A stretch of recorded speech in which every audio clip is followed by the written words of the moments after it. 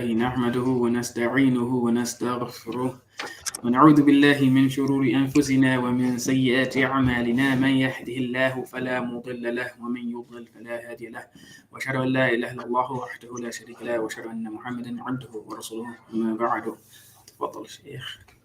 Assalamu alaikum. Welcome to another installment of the R2F show. And today we have a special presentation, and we're going to continue with this presentation as we get more information.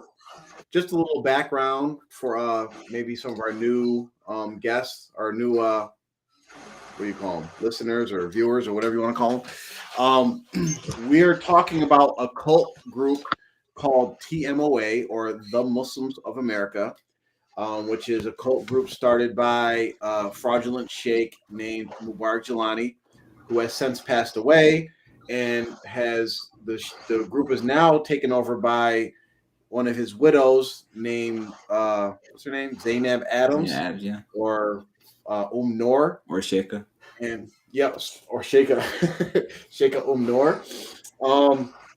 And just a little context. This cult group, what it is, they have several locations in the United States, maybe about 10, 12 properties, call them compounds or whatever you want to call them, where members of the group actually buy mobile homes, trailers, build homes on these properties to live. However, the people put their money in to move onto these properties, and if they upset administration, if they don't pay their membership dues, which actually doesn't go to the properties, it just funds the lifestyles of the leaders, they will kick them out of their homes, kick them out the properties, and they since lose all their property. In Islam, we know that property is a sacred trust. It's one of the things we have to guard as Muslims, is our property. And so what happened is an individual named Salman Rahim, a few months ago, well, more than a few months ago now, but last year, maybe around the end of summer or the fall, beginning of fall of 2023, he had an issue or discussion with one of the leaders of the Virginia land named Ishmael Haq. Ishmael Haq, who was the mayor of the land. And during that discussion, I guess he refused to pay membership dues, or he asked about membership dues or something along those lines, and they kicked them out. And we have the message here. Let's see if I could show it. Hold on. Can I show the message without showing my whole chat? If not, I can just put it into a Word document. I got you. You got it? All right. Give me 1 second. Let me just forward it to myself.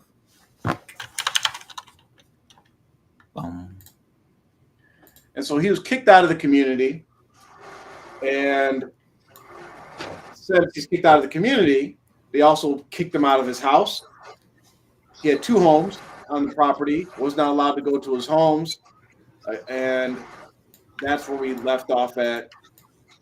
And we'll read the dismissal notice in a minute. It's on screen. Let me put that up there. It says, Assalamu alaikum wa rahmatullahi wa barakatuhu. Dear respected community members, we hope this reaches everyone well. We write to inform the community that Salman Rahim of Red House VA has been dismissed from TMOA effective immediately. Salman Rahim has refused to follow TMOA policy and made his stance clear. He always told us, I only need one sincere talib. Therefore, we, Murshid Khamil, our beloved, will not hold on to anyone who has already removed themselves from our way. May Allah keep our feet firmly planted upon the path our beloved Murshid Khamil has set forth for us, and make us sincere in our oaths and to our last breath. Jazakallah khair, Majlis Ashura. So, standard dismissal notice, right? We're not going to get into the dismissal. I mean, there's stuff we can talk about, but that's not why we're here today, right? We're going to actually talk about the case because Salman has decided, we found out, to sue TMOA for wrongful eviction.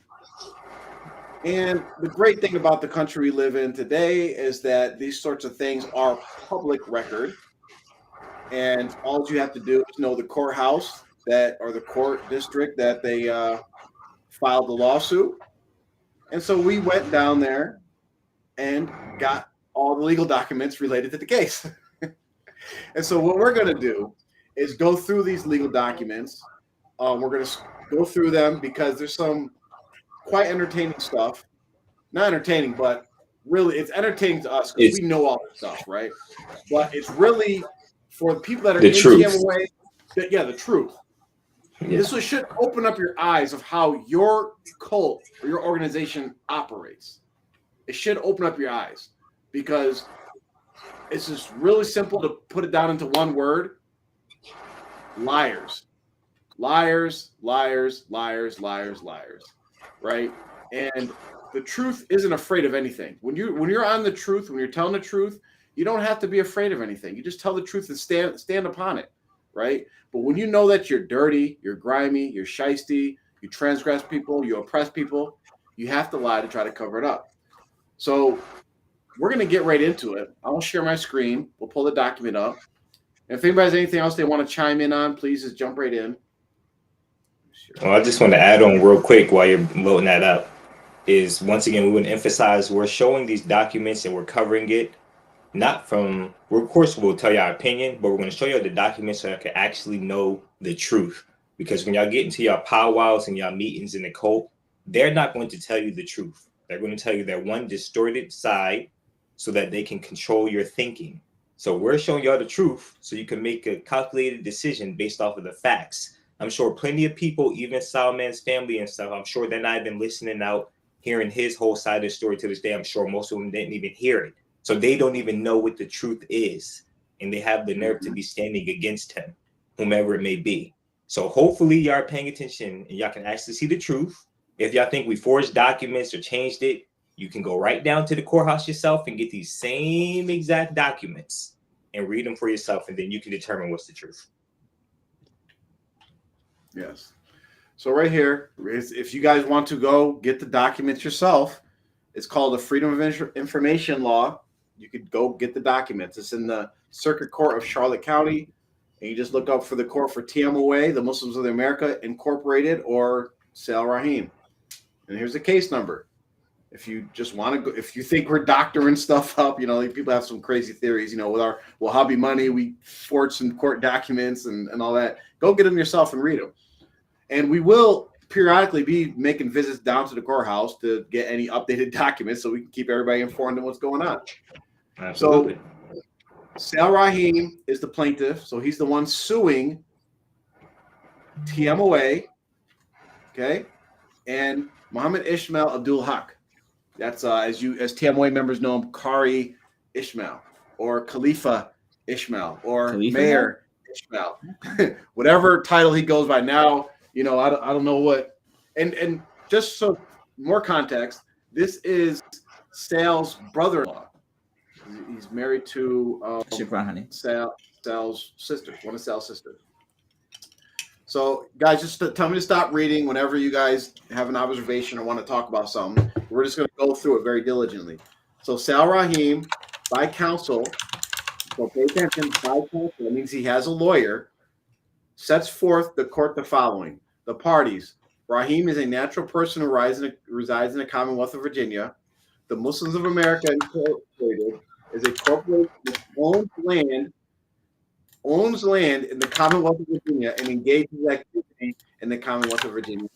And Muhammad Ishmael Abdul Haq is a natural person who resides in the Commonwealth of Virginia on property owned by TMOA in Charlotte County, Virginia. So basically, this is setting out the parties. Basically, they all live and operate in the Commonwealth of Virginia, right?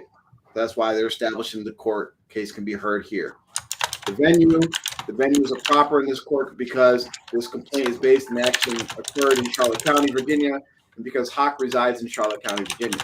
So again, establishing the court. You might see on TV things like they try to change venues. No, we should try the court here, try the court here. Basically, this document is established like this is the proper place to hold the court hearing. The facts. Facts applicable to all counts. TMOA owns considerable acres of land in Charlotte County, Virginia, on which is located over a score of mobile homes. A family lives in each of such mobile homes. So it's basically saying They own land here, and they have mobile homes on these lands. The head of household in each such mobile pays rent to TMOA. Okay? So they give TMOA money for living there, which we all know, and we could have hundreds of witnesses testify that this is the case. Rahim is a head of household of one such mobile home, which belongs to him. That mobile home is a Palm Harbor 3-bedroom, 2-bedroom, single wide. Since about 1999, Rahim has paid rent to TMOA. So he's lived there since 1999. Mm-hmm. And since 1999, he has been given money to TMOA to live there. Okay? Some places, and we could just step out real quick from what we know from being in TMOA. In New York, for instance, we had two different types of ways. One way that they collected money for rent or land expenses is at the end of each year, we had to pay a portion of our property tax. So they would take the property tax of the whole land and divide it up by whoever lived there. And we had to pay our portion. Okay.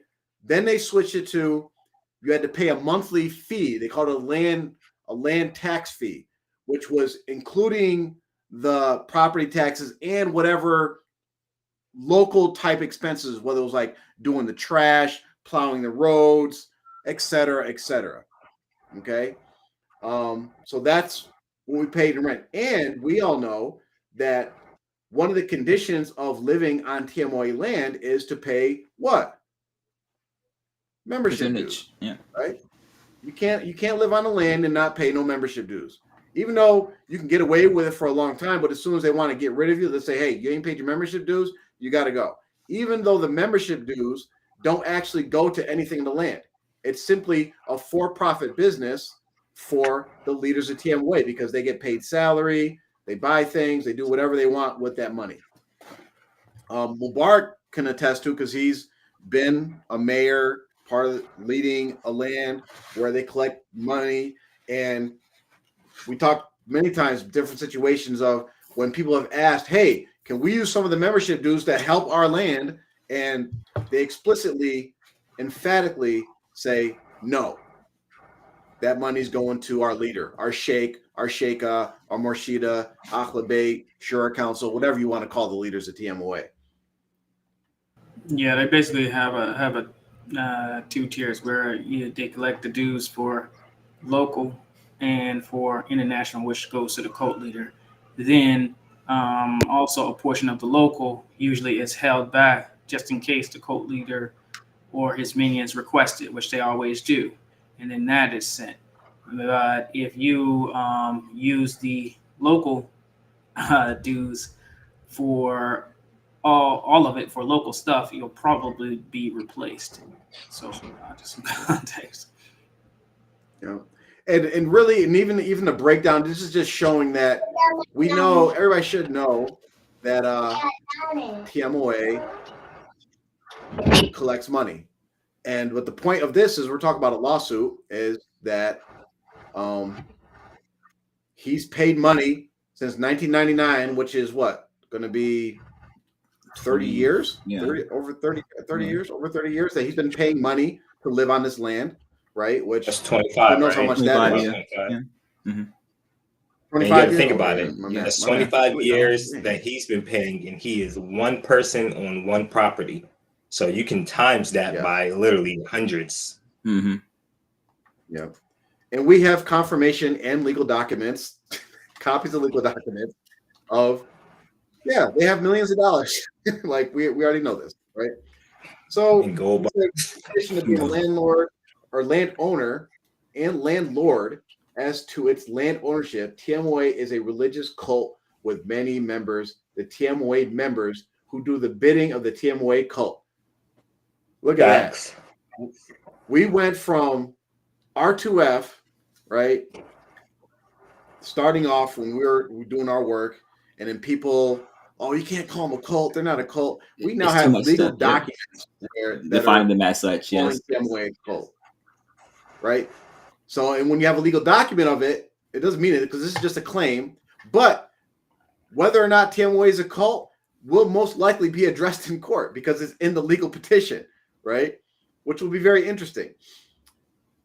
As a cult, TMOA calls on TMOA members to pay what TMOA describes as monthly membership dues of 10% of the income of each member, which we just talked about. Hawk is in the leadership of TMOA. I mean, so far, there's nothing but facts so far, right?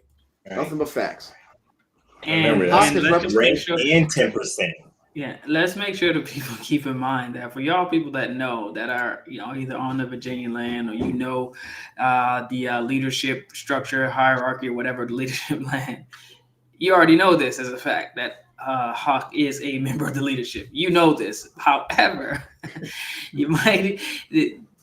you're going to run into some information in which there's a claim that he's not part of the leadership, or he's just like a volunteer or whatever. I don't know if that was going to be in this document, but just keep that in mind, that Hawk is a member of the leadership, and I don't think anyone that knows anything about this land can deny that fact. So just look for when that fact changes and who's being truthful about it and who isn't.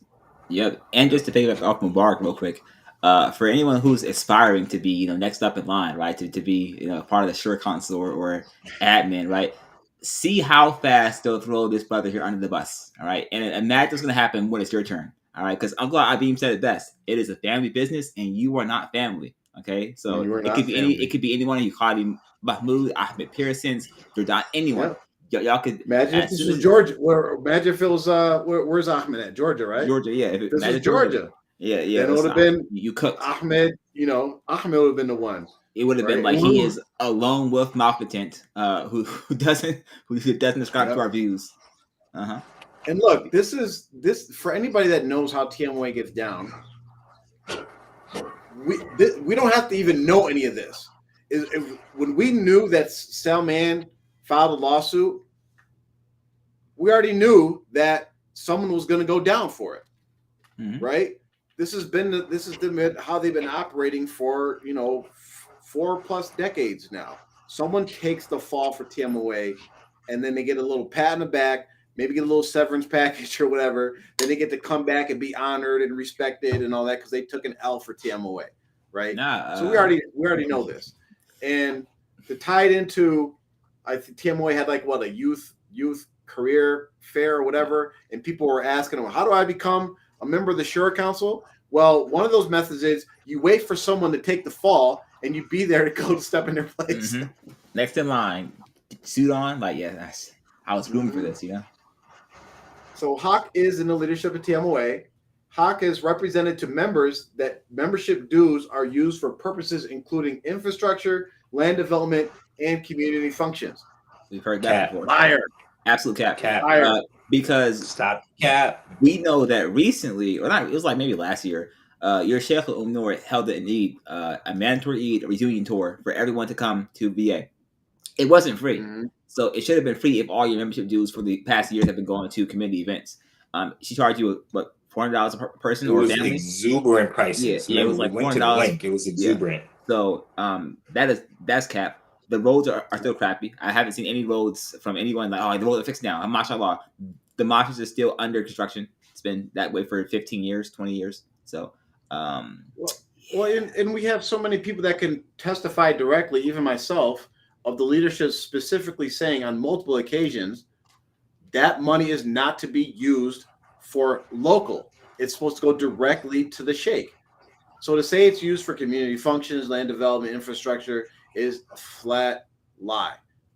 So we all know that. They don't even say that to the people no more. Remember, they don't even answer that question no more. That's actually reaching. Now they just tell you don't worry about where it goes. Right. So that's actually giving them too much credit. That's probably what somebody said way back when. That ain't what they say now if you ask them that question. Yeah. I dare one of you TMOA members to go ask, hey, is it true that our membership dues go to infrastructure, land development, and community functions? And if they say yes, they say, so where's it been all these years? That's pretty shocks, but y'all. You have to be honest with yourself. Like I said, with Hawk being a member of leadership, we know that's true. And whenever we see that something like that says to the contrary, we're going to know exactly who's the liar. Just like this, we know as a person who has paid those dues before and has collected those dues before and have seen people get kicked out over those dues before and have seen people get reinstated for paying a bunch of back dues that they owed before, we all know that those dues go out of the country, overseas to the sheikh. That's where they were going for 40 years almost. We know that this is a fact. Anybody who is denying that, you gotta check the veracity of any other statement they make, because anybody who's in the cult or out of it now that has any working knowledge of how it goes, they know exactly what that is. There's no denying that fact. That money goes to the leadership, and it does not reinvest or circulate back into those properties in any way. We know that. Yes. And it's ironic that they keep saying, like, his name's Abdul Haq, so they keep saying Haq, which means truth, right? And we're gonna keep throughout this whole thing, we'll find how many lies associated with this brother who's decided to take the name Abdul Haq. So let's see. Okay, the representation recited in paragraph 12 of this complaint has been untrue. Memberships dues have not substantially been used for such purposes, rather to benefit leadership of TMOA, which is a true statement. And I'm liking Sale's lawyer because you can see he's being precise with his wording, right? Not overstepping, not making outlandish claims, because even if TMOA comes in and says, yeah, we do use a few dollars here and there for infrastructure, whatever, he very clear by saying have not substantially been used for such purposes, which no matter what they say is still a true statement, right? So I'm liking his lawyer. Count 1, intentional infliction of emotional harm, seeking compensatory damages and punitive damages. This is what I like to hear. And for all those people out there, there is, if anybody actually wants to do the legwork, there's a possibility that there could be a class action suit organized against the cult of TMOA for these evictions, broken families, forced divorces, assault, all these different things, but someone has to do the work for it. And so far, none of us had the time to actually pursue that. So if anybody has time and maybe wants to check, do some work. But anyway, paragraph 14, on or about June 2021, Rahim, who had been paying membership dues, refused to continue paying such dues. So this happened in the summertime. Okay, so we have a date, June 21st. Yeah, around June. Right? This is when it first happened. Around June. So over the summer, June 21st. Rahim indicated to TMOA that the reasons he stopped paying membership dues was because it did not appear the membership dues were being used to benefit the membership of TMOA. Like, look how authentic, like, I really want to point this out. When we're going through this, people, look how authentic, like, you're going to listen to this and you're not going to be like, you're like, Sal is telling the truth on every aspect of this. Like, you're not going to find one lie. Not one lie on this side. And he's actually being nice with some of the... What's that? He's being nice with some of the wording. Because he said the paying membership dues, because it did not appear the membership dues were being used to the benefit of the membership of TMOA. But he factually knows that they were not being used for the benefit of the members. Factually. So he's being nice with the wording. But I see what you're saying. He's being very, very professional, which you have to be. So I understand. Yeah. Exactly. Let's see. Haq is on his own. And for TMOA, Haq on his own. Okay, Haq on his own. And for TMOA. So basically he's saying Haq, representing himself and also representing TMOA, attempted to persuade Rahim to resume paying membership dues going forward. Rahim refused. So let's clarify one thing real quick. When you are appointed as an officer, a representative, a leader of an organization, when you are operating in that capacity, you represent that organization. Yeah. For instance, for my job, right? If I'm at work and I come to see, like I do audits, and I audit towns, villages, and stuff like that. If I go to the town and I go to, or the village, if I go to the village and I go to the mayor, I'm at work, I have my badge, and I start doing crazy stuff to the mayor, saying all types of reckless stuff, I'm representing my job, my career, who I work for in that capacity. Even if I'm doing stuff that doesn't align for what they want, they took the chance of appointing me to that position. So they take the risk of backing up my actions. That's just how business works. That's how the world works. That's how incorporations work.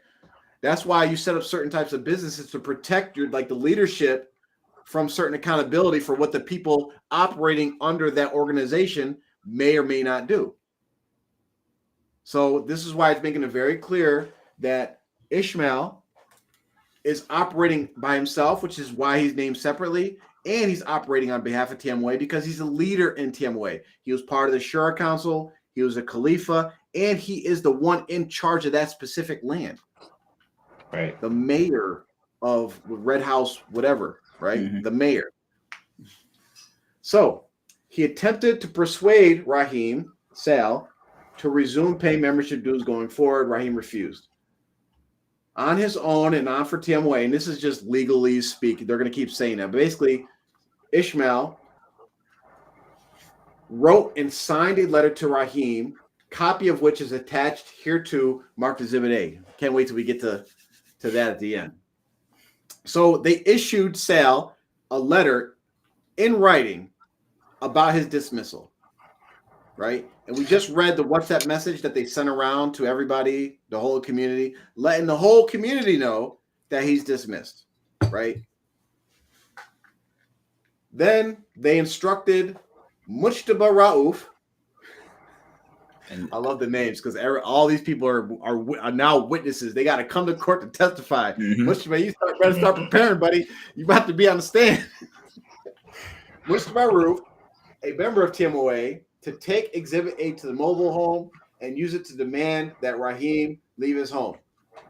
I want to warn Mujtaba real quick. Mujtaba, if they try to convince you to tell the court that you wrote the letter and delivered it yourself without being instructed to sell, please don't do it, because that means you're going to go down. Yeah, they're going right. to throw you under the bus. None of them are going to care about you. None of them. Yeah. You got a family, you got a wife, you got a kid. Yeah. Just do what's right. Do what's true and do what's right. Also, and for them to even do that, right? This might be getting a little borderline, but for them to even do that, right? To attempt that, there's a concept in law which they call deeper pockets, right? Because we know Mujtaba, if he's doing the same thing in Virginia that he was doing up in New York, he's part of like the security team or whatever, right? He's still a representative of TMOA. Yeah. Right.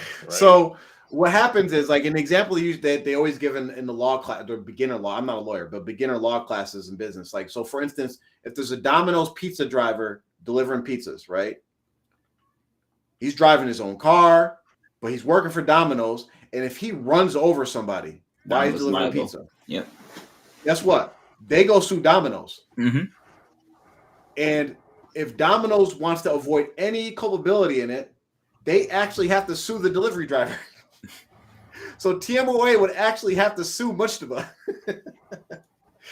So yeah, and they would do that. They will do that too. And I know, that's what I'm saying. He better watch himself. Yeah, and I made a really good point, and that is that not only is he going to be telling a lie himself personally, which as a man, your integrity, has to come into play. If a man can't stand on, the truth, doesn't have his word, what really do you have after that? Yeah. And then if you go and say, hey, I wrote the letter myself and I did this myself, no one told me to do it or whatever, I was acting alone, which we know is not true, but that only helps them, the TMOA leadership or the group, and it hurts you.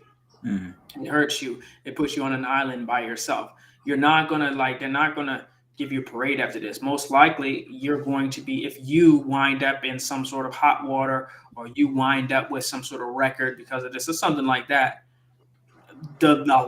it's more likely that they would excommunicate you and be like, hey, we don't deal with people who, engage in this type of behavior. And they're going to throw you all the way under the bus. Yep. But even more than that, you'll be in trouble with Allah because, you're not supposed to give false testimony like that. So just tell the truth, and whoever is correct in their actions and what they did will get what they deserve, and the people who were wrong will get what they deserve. Telling the truth will do that, and you also will wind up on the right side with Allah. So just tell the truth. That way, you don't wind up getting yourself in trouble, and whoever is rightfully supposed to. Whoever is supposed to get their rights based on the truth will get them, and you will be rewarded for that. It's actually narrated in hadith that giving false testimony is among some of the most serious of the major sins. Actually, that's not no light matter at all. Yeah. And add some more context to this to our viewers. Mujtaba is Salman's brother-in-law. Mm-hmm. So like, it's getting are you going to be culpable in taking your family member down? Like, just cause? Yeah. Which we talked. I think when we announced that Sal got kicked out, and we talked about the test that his family would have to go through, and I'm pretty sure he's going through it. And it's sad because it's a reality. I wonder how many of his family members have already turned on him. Yeah, because it's inevitable. They're going to choose TMOA, and it's really sad.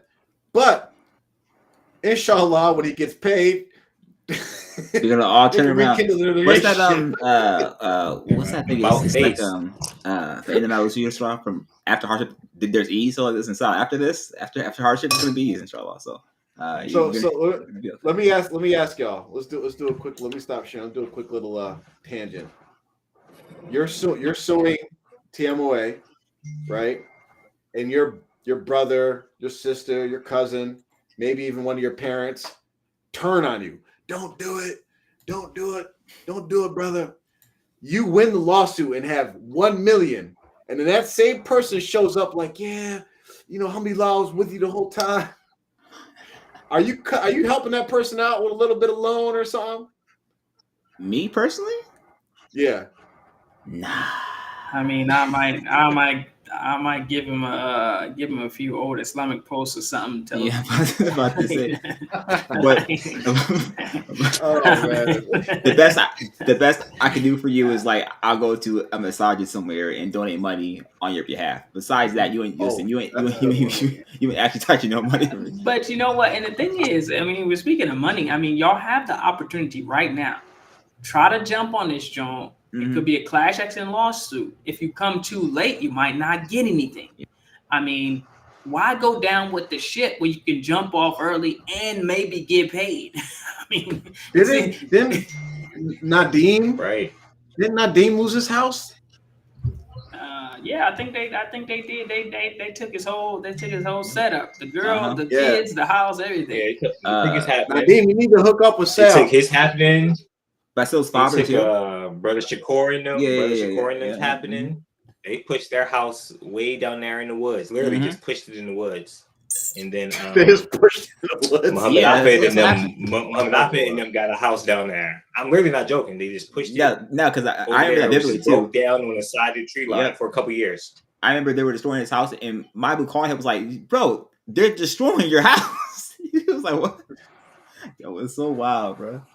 Oh well, these people. Yeah, go ahead and jump on that class action lawsuit. Listen, and we'll say I think I can vouch for Sheikh Jafar when I say this, and all the rest of us too. It doesn't matter who it is, even if it's well, I don't know. We may not be able to extend it to Noor, but for anybody else, really, if you're thinking, okay, man, I might want to try to jump on this lawsuit, I might try to. You can contact us. We won't say a word. We will not expose who you are, why, whatever. We will route you to the right things. We'll try to, help you to get set up if it is possible. Don't be shy. Really, it's a matter of us wanting the right thing to be done. and whatever took place in the past between all of us, we don't care. But there's money on the line. That's one thing. I mean, if that's what it takes to get you to move, there could be some good money on the line. But we will help you. We will help you. Just reach out. We got the email address, so you know the ways to contact us, and we'll go ahead and do it free of charge. We'll go ahead and get you set up with the people who can possibly help you. We can't make no promises, but we'll help you get in the right direction. Mm-hmm. What I know it's international, but didn't Mudasa and his family get kicked out of their house in Canada? They vandalized it and everything. Stuff thrown out, Pokemon Mountain cards Man, or whatever. Come be a witness at least, so you can show that what their practices are. Mountain Man, nah, let's never mind. You know what? I'm gonna leave him alone. I'm gonna leave him alone. Got him confused, Sheikh. All right, so let's see here. All right, so okay. You're on 18. Are we on 19, 18? Where are we at? 18, we're still reading 18. Once you got to Mujtaba's name, you had to stop. Oh, okay. Yeah. A member of Timberway to take Exhibit A to the mobile home. So he took the dismissal letter to the mobile home and use it to demand that Raheem leave his home. So let's translate this. The mayor, the leader of the land, sent the security force to deliver the letter and kick Salman out of his home. Mm-hmm. That is called an eviction. Yes. It's an eviction, right? Exactly in a normal world, you go to the owner of the home, the landlord, right? In this case, it's TMOA and Kari Ishmael, whatever. They're the landlord. And in the real world, you would go get the sheriff or the police to go evict somebody. Go tell them they have to leave. Give them these legal documents and tell them they have to leave. TMOA doesn't have legal documents, but in their own world, they issued Sal a notice and said, get out of here, you're evicted. Okay? And Mujtaba was acting as kind of like the sheriff in this situation, like, because, he's like the security team or whatever. So this is what they did. If you want to make a real world comparison, TMOA's mayor sent their sheriff to go evict Oh man. This stuff is funnier the more you get into it. I'm telling you, we got to start our fictional series based off fact. All right. On the night of September 14th, 2023, Raouf, in the company of two members of TMOA, went to the mobile home, and one of the three knocked on the door of the mobile home, One of Raheem's sons. So this is a few months later now, right? So this stuff happened on June. No, the conversation happened in June.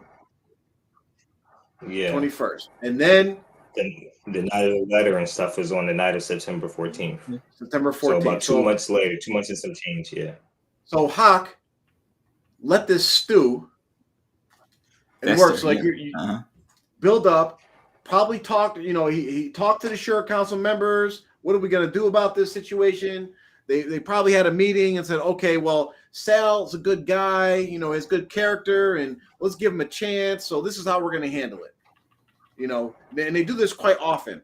They'll kick people out, suspend them, give them some kind of punishment, and as like a wake-up call. Like, hey, you're about to be kicked out. And in hope that they come back groveling, begging, oh, what did I do? What do I need to go back? And they're like, okay, well, you got to give us a certain amount of money. You can pay half the pack, best due, bound, or whatever they do. But basically, they want people begging to come back. Mm-hmm. So within those 3 months, Sal must out have went begging to come back, didn't seek to clarify. And so say, let's punish him. Let's see if that'll wake him up and get him to start saying, hey, no, I want to be in the Jamaat. Let me in. How much money do I got to pay? That's what they were expecting. Mm-hmm. So on the night of September 14th, Raouf, in the company of two members of TMOA, so the sheriff and his deputies, went to the mobile home, and one of the three knocked on the door of the mobile home. One of Raheem's sons opened the door and told Raheem that Raouf was at the door. Raheem came to the door and went outside to a porch. Raouf told Raheem that he was told to hand Exhibit A to Raheem and have Raheem read it. Raouf told Raheem to read Exhibit A. Raheem read Exhibit A. So he read the dismissal notice. It was delivered, right? Rauf then said that he had been told to tell Rahim to leave now. Leave now. You are evicted. Get out. You can't be here. You cannot be in your home. Right. Mhm. You're gone. In order, and we'll get more context once we get down to the actual dismissal letter. So he's dismissed. You're kicked out. You're evicted. Vamonos. In order to avoid any physical disturbance, right? Because Sal's not trying to be confrontational, you know, because this could easily turn violent. We know TMOA has a history of violence. We have plenty of documents of that.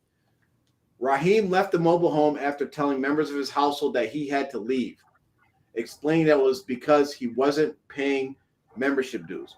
And I just want to pause right here real quick just to talk about this part of it, because we're all men. We're all head of households now, right? Mm-hmm. So 3 of us have children. Could you imagine, like, because as men, this is like what we're built for. We're built to manage the home, be there to maintain and protect. And then you have to go to your wife and your children and say, sorry, daddy got to go, right? It's one thing, like, you know, if you get evicted because you're poor and you don't have the money, and then like, all right, we all rolling out together. Let's go. Daddy's gonna figure it out. Let's go. Yeah. The kids' family will still feel protected because they're with daddy. They're Mm. with the leader of the household. But now you're taking that central force and we talk about that, like we compare the leadership of TMOA, Mubarak Jelani, his crones now taking over. How many times have we compared their leadership to like slavery? How they considered as slaves? How many different things have the slave history done to break up the African family? Yep. And look at what's happened here. Daddy's got to leave y'all to fend for yourself. He avoided a violent situation, but he's still has to leave his family in a risky situation because you don't know what could happen after he leaves. Yep. And I mean, just think of what they, what they might be saying to his children. Yeah, your daddy, and depending on the ages, sometimes, they can be very impressionable, and Right. the things that someone might say about your daddy. I mean, they might really believe it until they get much older to a point where they can understand.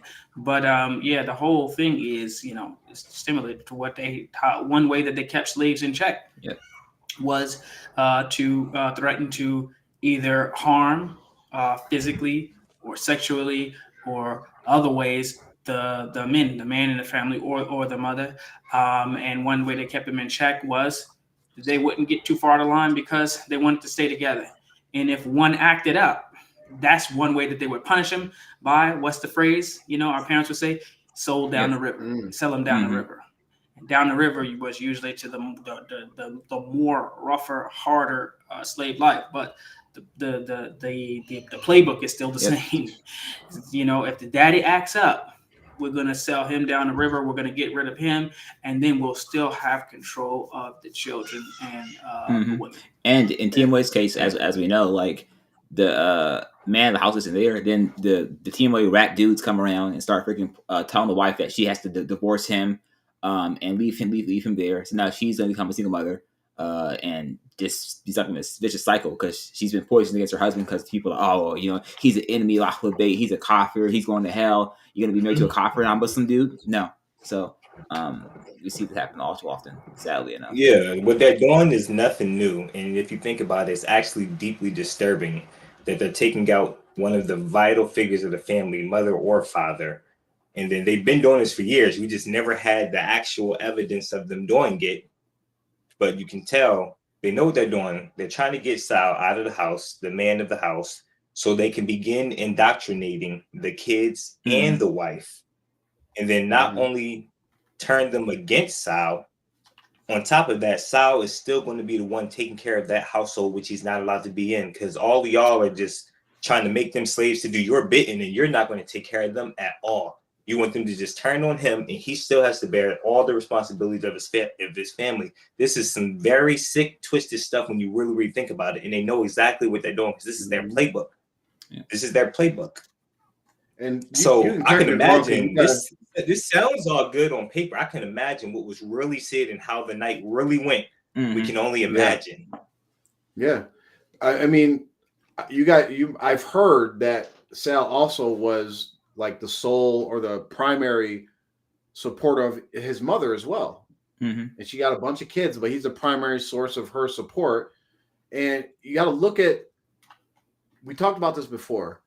This is what Shaitan does, right? We know the hadith about Shaitan's minions go out and they all come back and say, hey, I got this guy to do this. I got this guy to do that.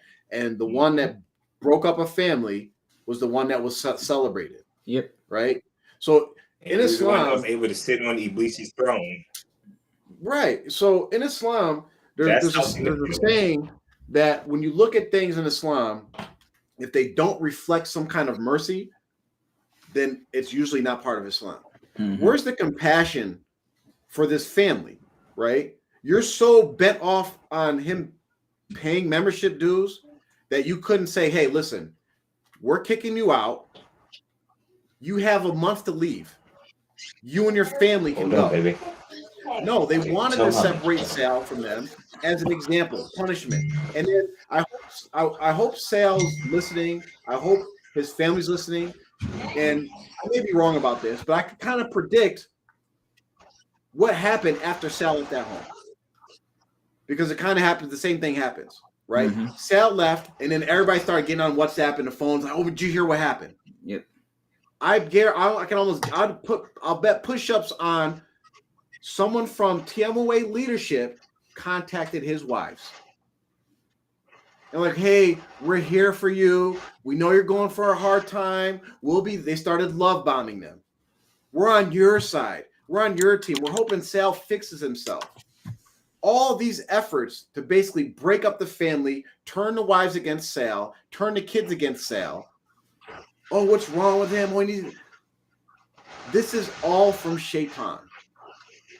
So all this Jama'at of Allah, this Jama'at of Rasulullah, when all you're reflecting is efforts that Shaitan and his soldiers do.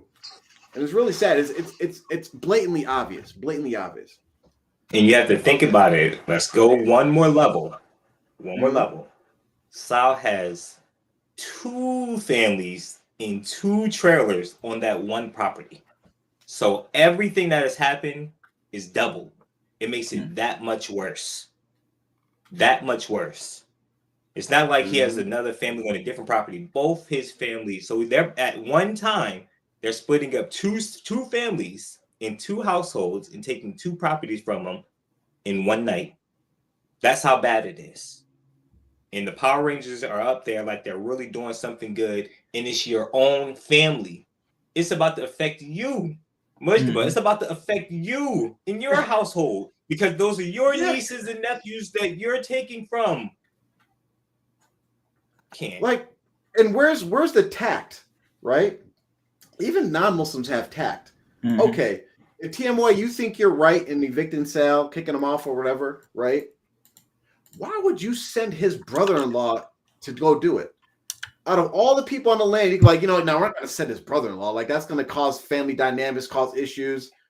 Go ahead. Let me know, Mubarak. I can answer the question. It serves 2 purposes.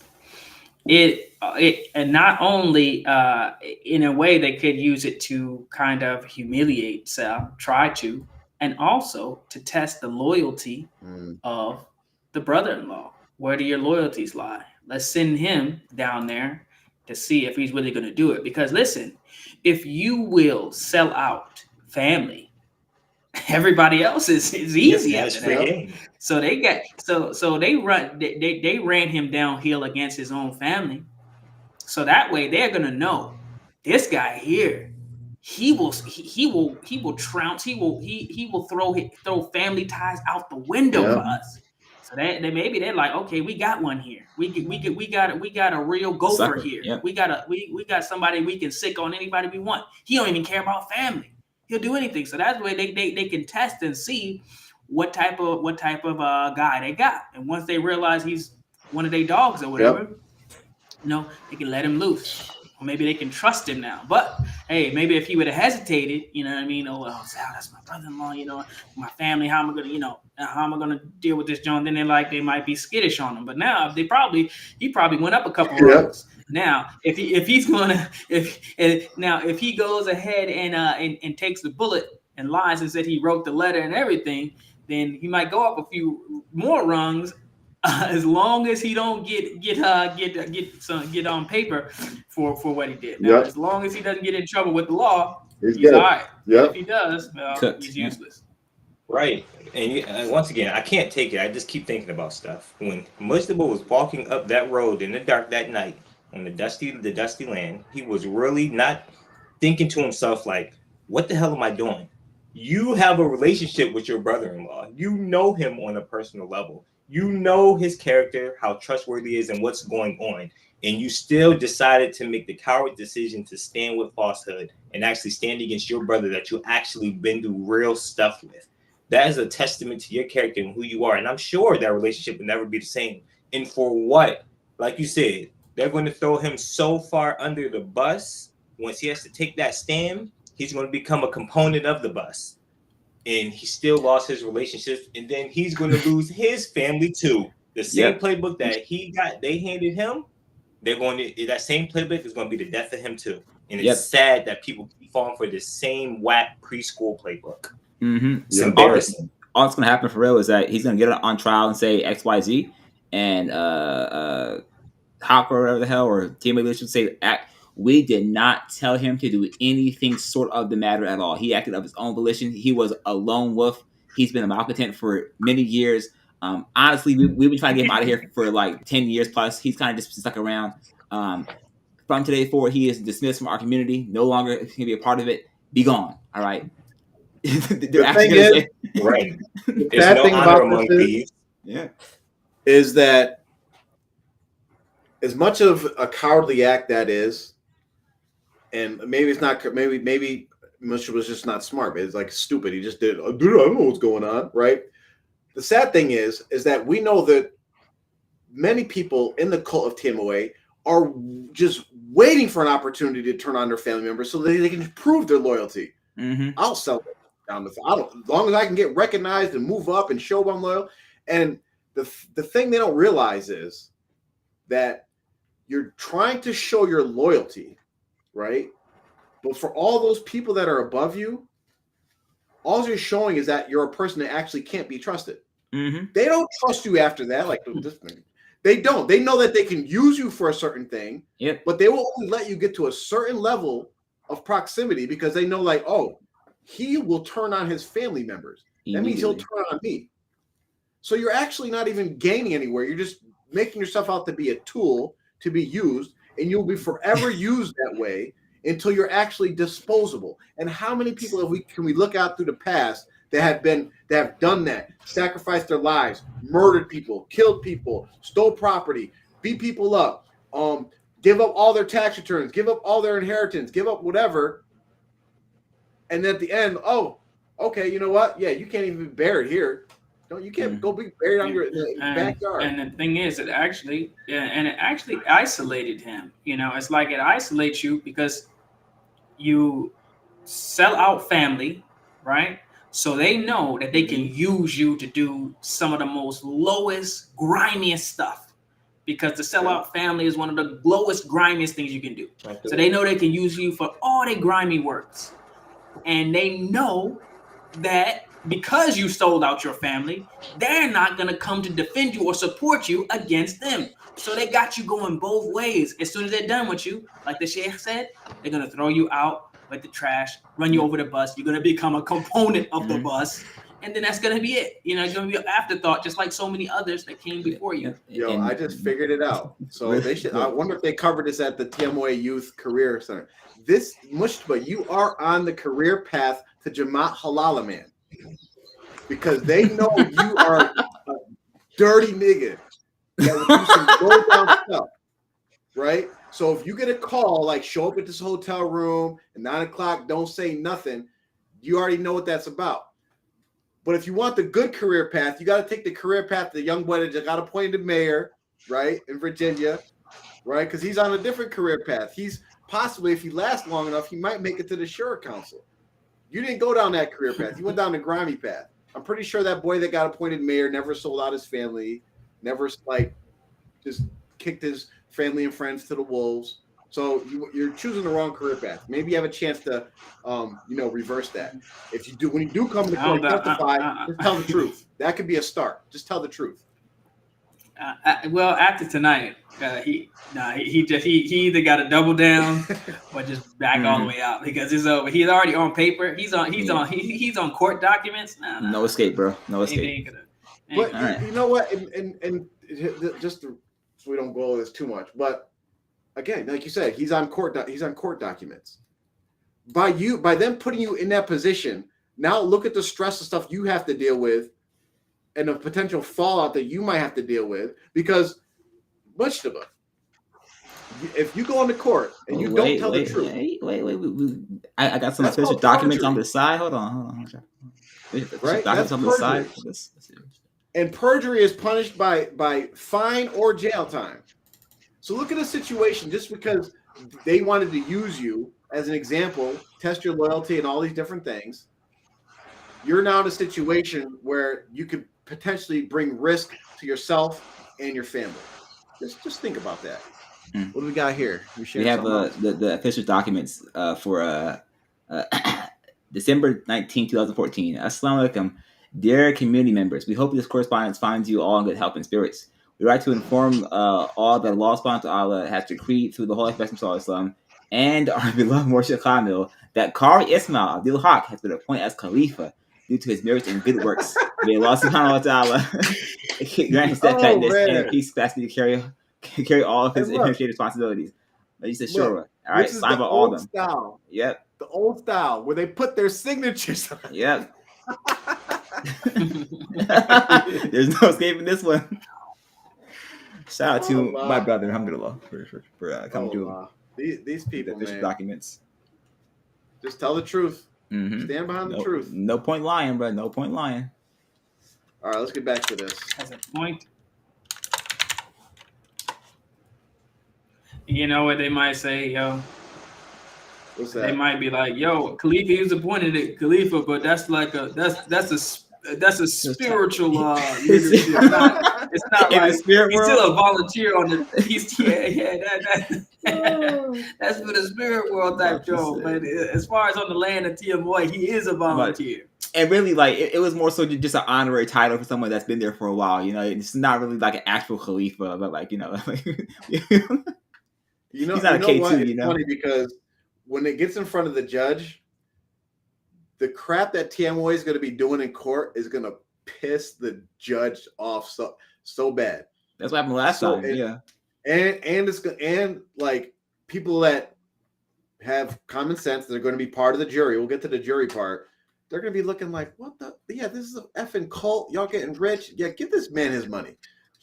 All right, so Sal left, and Raheem to his sister's house. Wait, in order to avoid him from the story, he left.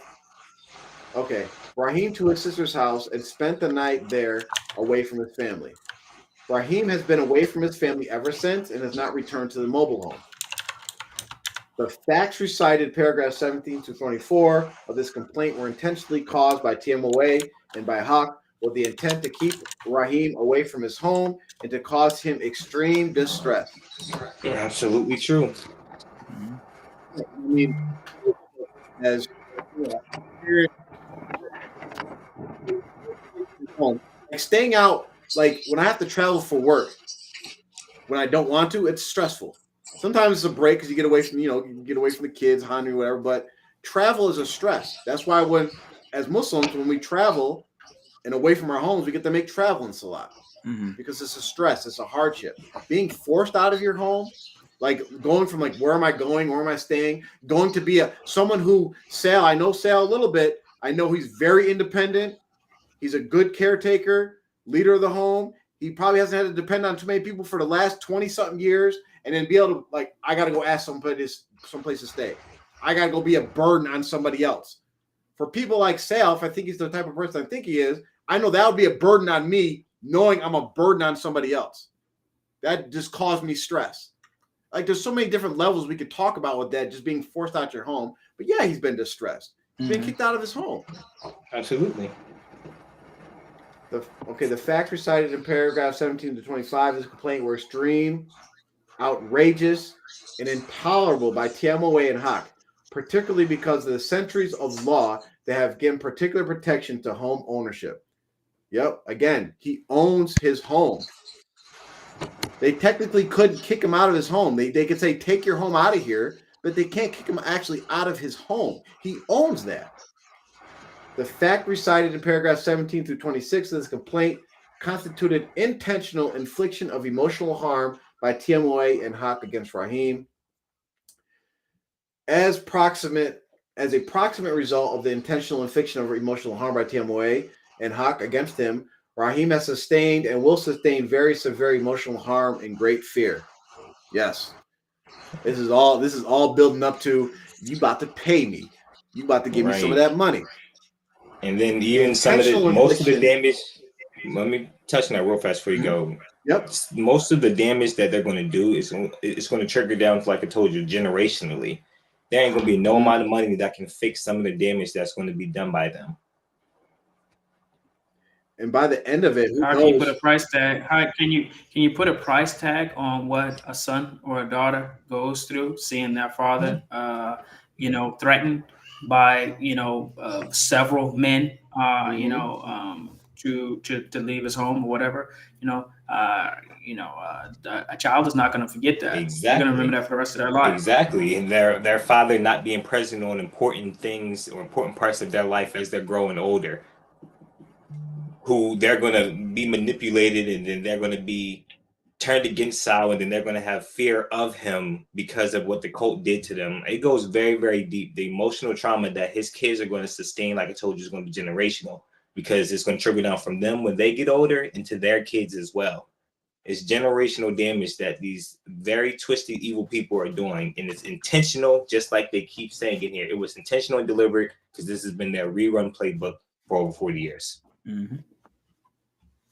Like September 14th. Oh, my door. No. Yeah, so we're already into January, so who knows how much? Like, I don't. When was this filed? Let's go back. It was. Remember, he got kicked out the night of September 14th. It's January 11th. And then Sal 2 weeks later, or it was a month later, filed it October 13th.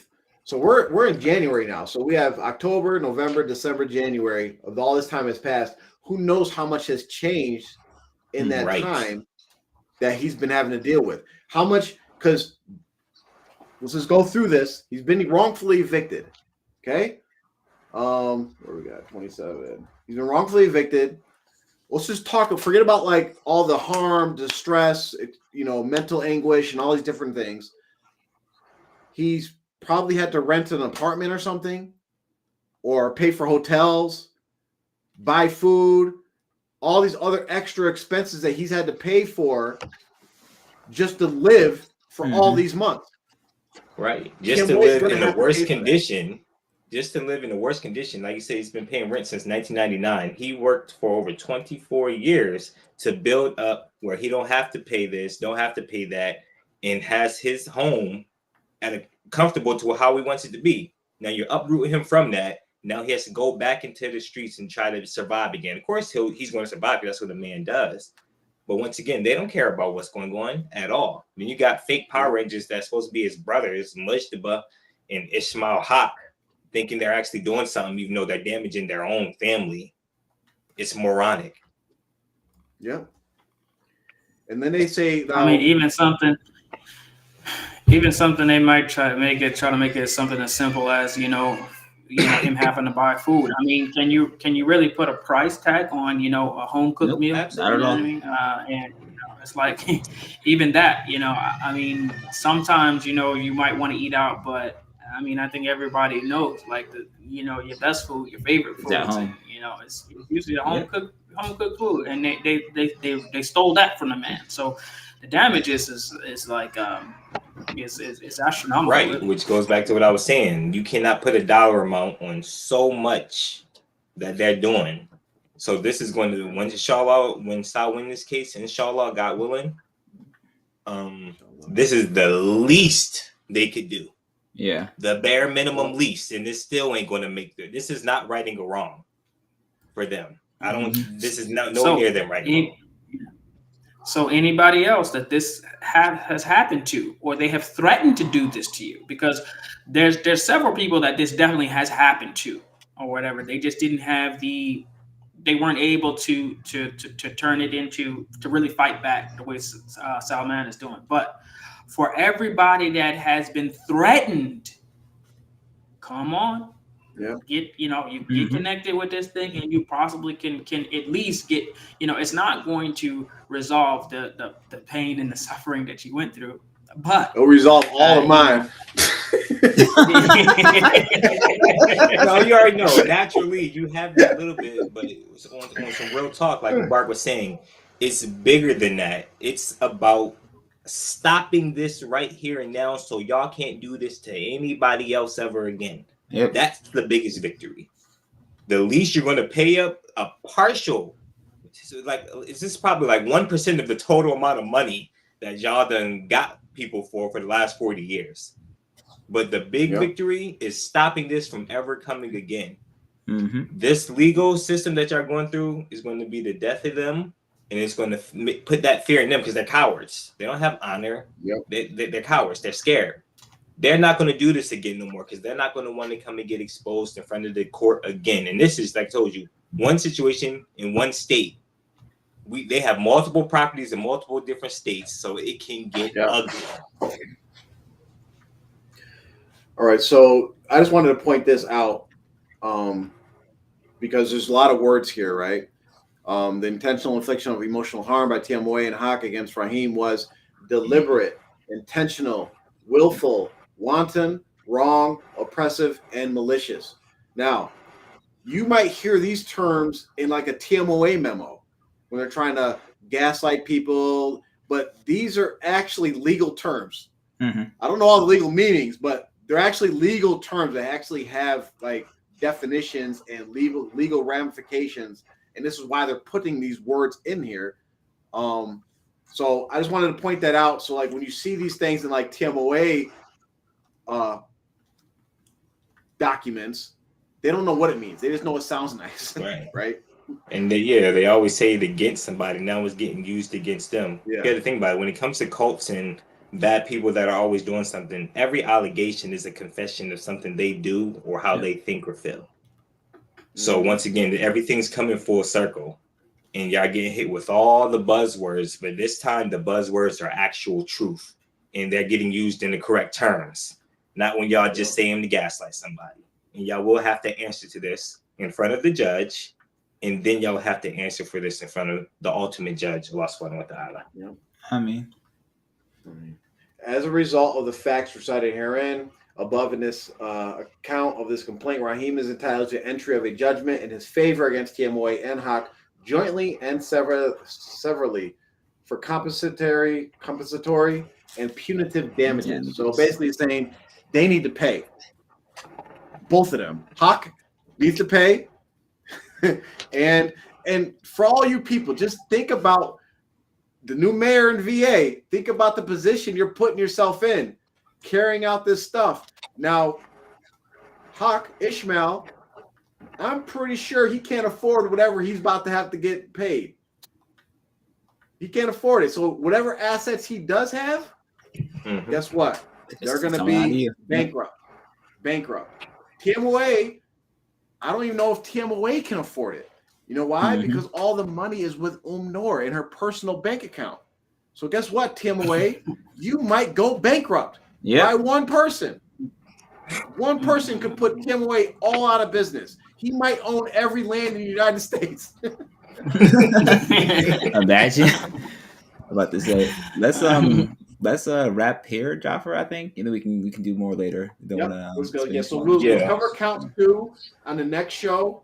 And just to point this out, if we didn't even get to the wrongful eviction part. Right, that was count 1. We didn't get to that yet, y'all. No, we were on count 1, which was intentional infliction of emotional harm, seeking compensatory damages. Yeah, that's not even. It's not even the crux of it. Yeah. Right. So let me translate that for y'all. Even if they did evict him the right way, they'd still be able to sue them for how they did it. Mm-hmm. By getting people out, kicking them out the night of, and like. So yeah. I got a question for y'all. Do y'all think like how old is the new mayor of Virginia or whatever? He's like 19 or something like that. Is he a young guy? How is he a teenager or I how don't know old his exact age, but he's young. He's the young boy. I think it's like my age, maybe. He's really young.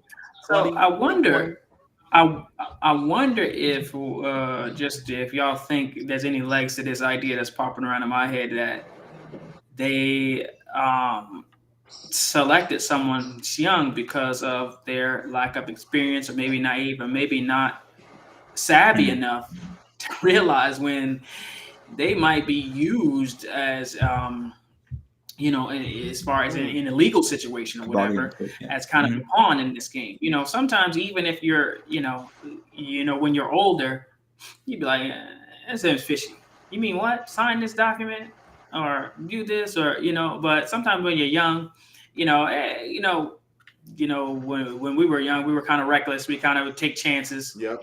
like really, yeah, it'll be all right. Not worry about it. When you get older, you're like a little bit more cautious. Like, yeah, that doesn't seem quite right. It seems like maybe, they get somebody as young as they can, to kind of, carry out some of their things that he may not question. He may not know to question. I think you hit it right on the button because, like, now that you're saying it, you think about it.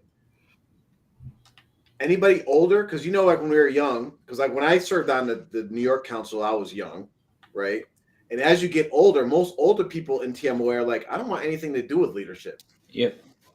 Right? That's like the first thing. It's like, I don't want anything to do with it. And anybody that's knowing what's going on would be like, no, I'm not becoming, y'all in a legal battle. Y'all got sued. I'm not stepping in those shoes. I mean, because think about this. I mean, how much money, forget about, we know we wouldn't do it, but how much money would they have to pay you to be the leader of that land with this going on? You got a lawsuit. How much would they have to pay you? I mean, they $500,000 salary annually, by the way. And just think, like, for your young brother, that's the mayor of VA. Like, bro, do you think that you're like just the most exceptional person like of all time? Like they just like chose you. This is like, yo, like right, you really like are, your resume just checked out. Yeah, like your resume. They was like, yo. Out of all the candidates, they had a bunch of candidates. And you were that dude. Right. He was the one that asked. He was the one that asked how to get to the Shore Council at the career fair. They're like, do you know what? Actually, we got a job for you, young man. How you we got an internship for you. A full-time partnership. Oh, well. Not only that, to touch on what you were saying, Mubarak, they do that to get younger people because older people are more stuck in your personalities and stuff once you get to a certain age. And also, they're probably not paying that man a dime. He's probably just doing the bidding for free. So it's saving the money. He said do the bidding for free. Right? He ain't getting, I guarantee I'll bet my bottom dollar he ain't getting a cent. Hey, listen, man. He probably took the job because sometimes back in the day, like when you want to get married, you're like, yo, let me take a leadership position. And they'll put you on, put me on. All right, you got to do this and do that. Be like, yeah, yeah. We're gonna start making. We're gonna start doing some activities for the ladies. This is what the ladies need. Event. They need the basketball court. The basketball court. Yeah, I'm an advocate. Women's rights, with my shaker. Yeah, women's rights. Swimming for the ladies, Oh man. Oh wow, brother so and so, he's really looking out for us. He's so kind. Wow, he cares about us. Not a misogynist, Yeah. He as soon as he get home, he like, yep. Oh man. So the next show we'll probably finish up this document. We'll cover their count 2 and 3 in the conclusion, and go over the actual dismissal notice that was personally handed to Salman. So we're going to cover this until we run out of info to cover, and then we'll go back to covering the Dream Book. And I seen some cult from the Dream Cult where some guy was in the chat. Yeah. Don't worry, we're going to cover y'all. Don't worry, we're going to get to y'all sooner or later. Are there any questions that anybody has? Please post them now because we're going to be signing off in a couple minutes. I don't know if we missed any in the chat. We just had like a few from the other Dream Cult guy. Oh, the Dream guy. Yeah.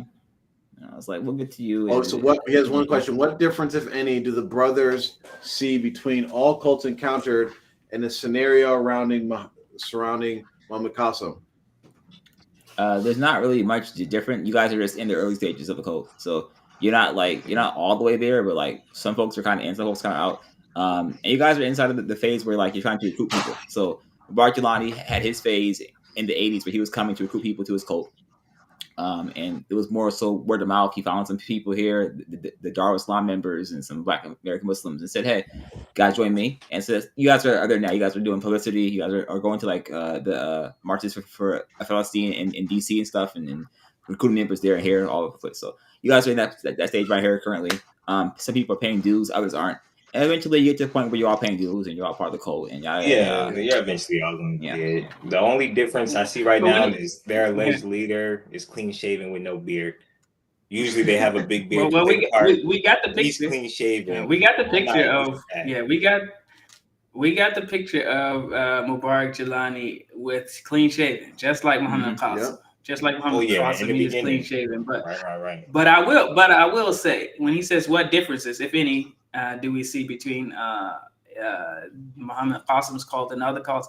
Which, I mean, one thing I will give the Muhammad Qasim cult, I mean, they as far as they stay on point, on message. There, as far as their social media, I mean, it's a bunch of lies and stuff, but they're very consistent as far as their social media.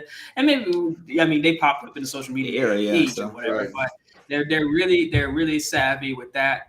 They really have some people who are really pushing their things. They are not able to really open a dialogue, which no cults really are. Right. I mean, that's what a cult. They don't really want to have open dialogue. But they try. Want to have some setup in front of the camera. They try. They want to have some plans. Like you have some of these interviews where they show somebody interviewing.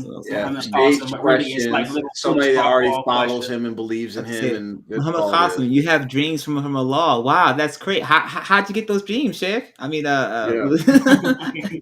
yeah, so no real pushback, but I will say that as far as at least just spamming everyone and everywhere with y'all stuff. I mean, y'all much better than TMOA ever was with that.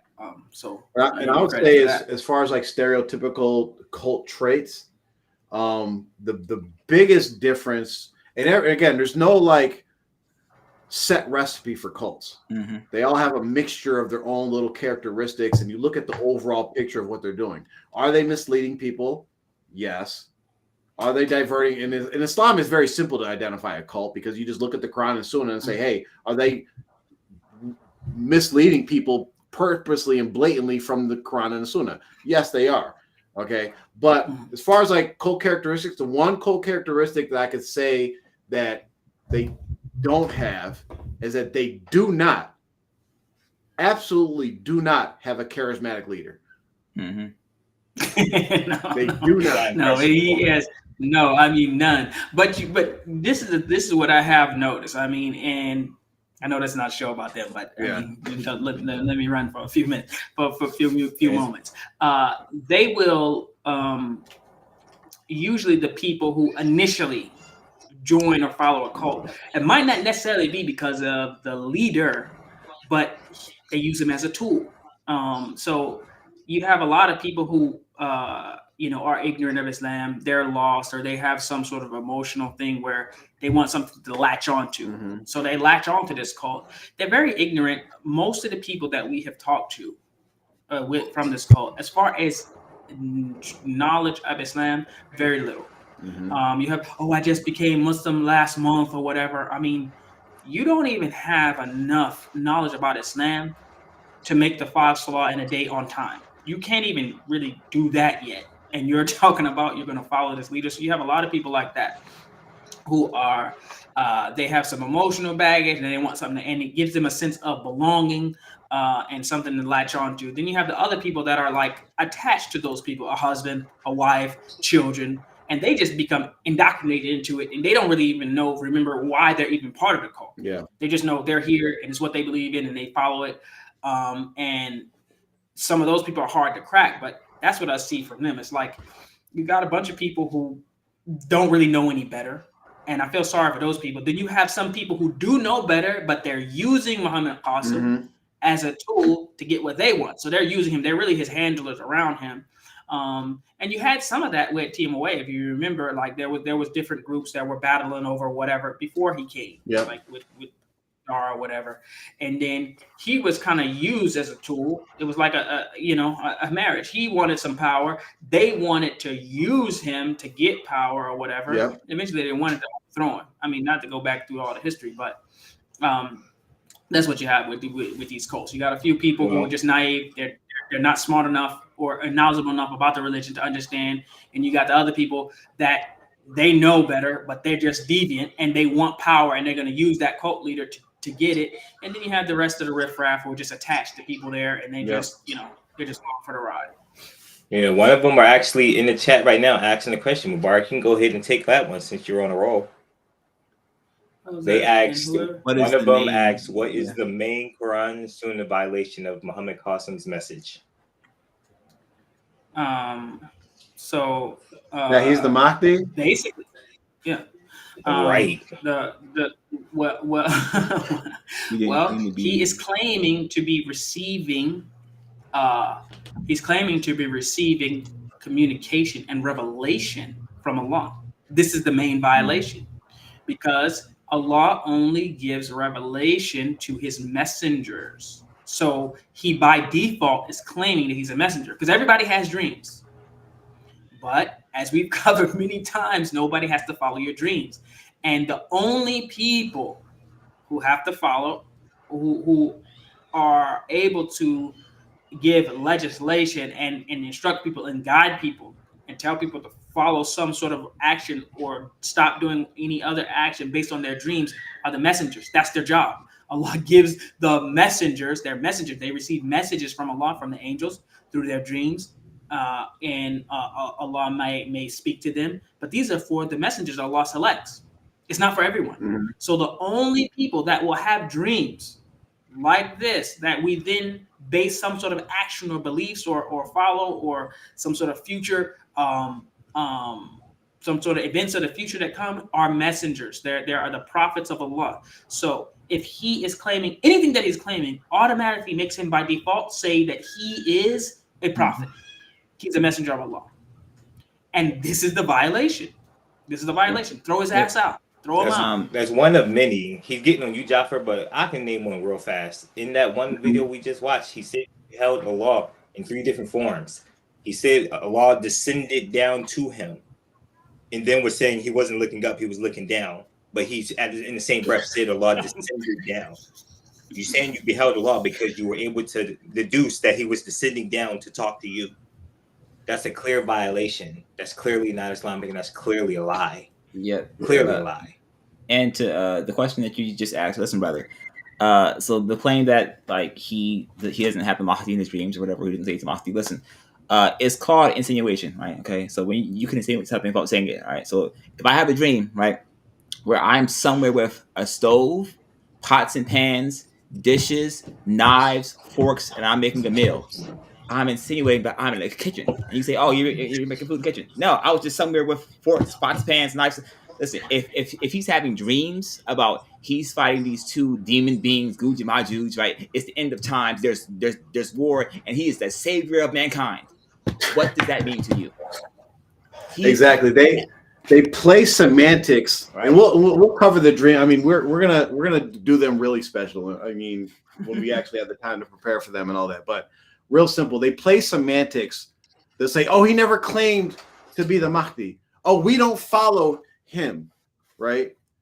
If I have a dream, just like Amr said, if I say I have a dream that, like Amr said, I was in the kitchen, I was stirring up ingredients, I was flipping over hamburgers, and then someone says, "Oh, you're claiming to be a cook."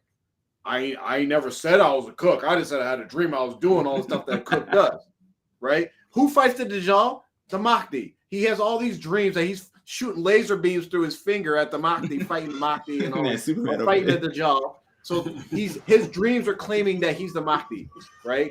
And then y'all say, "Oh, we don't follow him, but we follow his dreams." So if that's like me, that's like Mubarak, Mo, and Amr saying we don't follow Jafar, we only follow what he writes down. We don't actually follow him. No, you're following him. You guys are playing semantics with words. It's very like Mubarak said, the people that follow y'all are just extremely, and I don't want to offend them, but ignorant. Not only Islamically, but just with like common sense stuff. They're looking for something to fill some kind of void, like they're either suffering from depression or some kind of like loneliness or something. The one brother that's one of their big promoters, he was just talking about Muhammad Qasim and how great he is. And then right before I talked about like, yeah, I was a Jew, I was a Hindu, I was a Buddhist, I was this, all these different religions he was right before he started following Muhammad Qasim. And that means you're looking for something to fill the void. And the one thing that all these cults kind of have in common, especially the Islamic cults, is Islam is not enough for them. They want to be special. They want to be something better than just being part of the Ummah of Rasulullah. So what do? They create sultans, they create imams, they create mahdis, they create other prophets. Oh, my sheikh is talking directly to Allah and Rasulullah. Like, this is what they do. False and it's the same thing over and over. It's just false idols that they're creating. Yep. And I'll just close with this real quick. Listen, Tawheed Ummah, listen, if you say we're like predisposed to have an anti-cult mindset, you're kind of admitting that it's kind of a cult. I don't know if you understand that, brother, but that's kind of what you just did there. I know you may not have understood what you're saying there, but you kind of admitted you guys like, yo, you grew up kind of hating black people, so you already kind of anti-black. Like, yeah, way to go, Afi. Just out of the wall. But real talk, Tawheed Ummah, can y'all put our email at the bottom of the screen again? Hit us up in the email because you said you're going to get on the show. And when we finally circle back around to y'all, make sure you're present. Yeah. Make sure you're present. Well, here's the thing. And then we'll put this out there since he's listening. He can go back and tell his people, or she can tell her people, or whatever. We've had an open invitation for y'all since the first time some of y'all members came on the show. Y'all came on y'all show. It was very bad. It was very disorganized, but it was very evident that y'all was upon some falsehood. Very evident by just our brief conversation. And y'all said y'all will never come on our show again. We contacted y'all head leaders. They refused for us to get Muhammad Qasim on the show. He refused to come on the show. And just recently, I entered one of y'all live streams Q&A sessions. And I was just asking very basic questions. Very basic common sense questions. And everybody was like, it was uproar. Some of their true colors started coming out. And guess what? Y'all deleted it from the internet.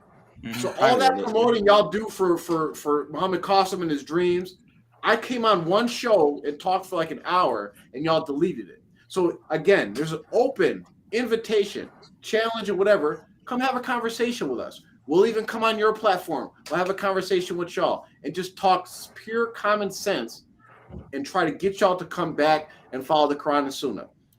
Yeah. And we're fully address you guys.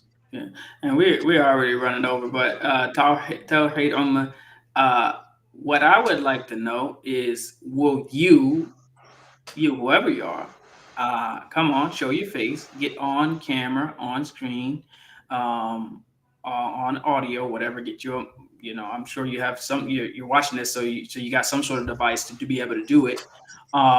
And yeah, we will we'll do it. We don't mind if it's one person. We don't mind if it's Muhammad Qasim himself or whatever. But we don't want to we don't want to play games with some bot, some guy who's just gonna a keyboard warrior or whatever. Usually, I mean, we don't even really always like engage with these people off the sideline. Who is he? We don't know. I mean, I'm sure he's a Muhammad Qasim supporter, but a lot of times when the heat gets put on, they run away anyway. So just like y'all deleted the joint when Sheikh Jafar showed up, y'all got in y'all feelings because of the Mr. Bean. You're never coming back on again. I mean, we've always been willing to talk and to deal with anybody, anytime, any place, anywhere. So if you're gonna say that you'll come on and do what you come on and do, maybe we might even come and do a separate show just for you. Just pick the time. I mean, I don't want to speak for everybody, but I mean, I might do it depending if he's really. I mean, he's willing to come on now. He already spoke to you, Jaffer. He's saying he already spoke to you. I don't know who he is, so I maybe he's one of the people on that panel. I have nothing but time right now. Keeping it $1. I'm just trying to sign off. Well, I'm signing off. We're about to have a conversation. Okay, I'm just like, I gotta go. No, I have to work Hey, tomorrow. brother Tawheed, I put the link to join the show in the chat. All you got to do is click the link. If you want to come on, we can give you a few minutes to have a conversation if you want.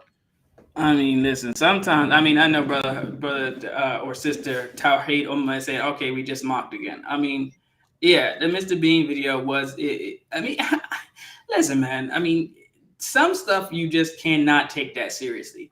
A dude coming out the woodwork. I mean, look at the guy. Man. I mean, the whole operation is a mocking. Like, you call him out as mocking, but did you mock Khabib when you made a fake video about him? Numan Ali Khan, Yasir Qadi, all these other Shayuk and Daiz that you guys have mocked by making these false videos with AI voiceovers. To me, I'd be very offended if someone did that about me. That's mocking. Same thing.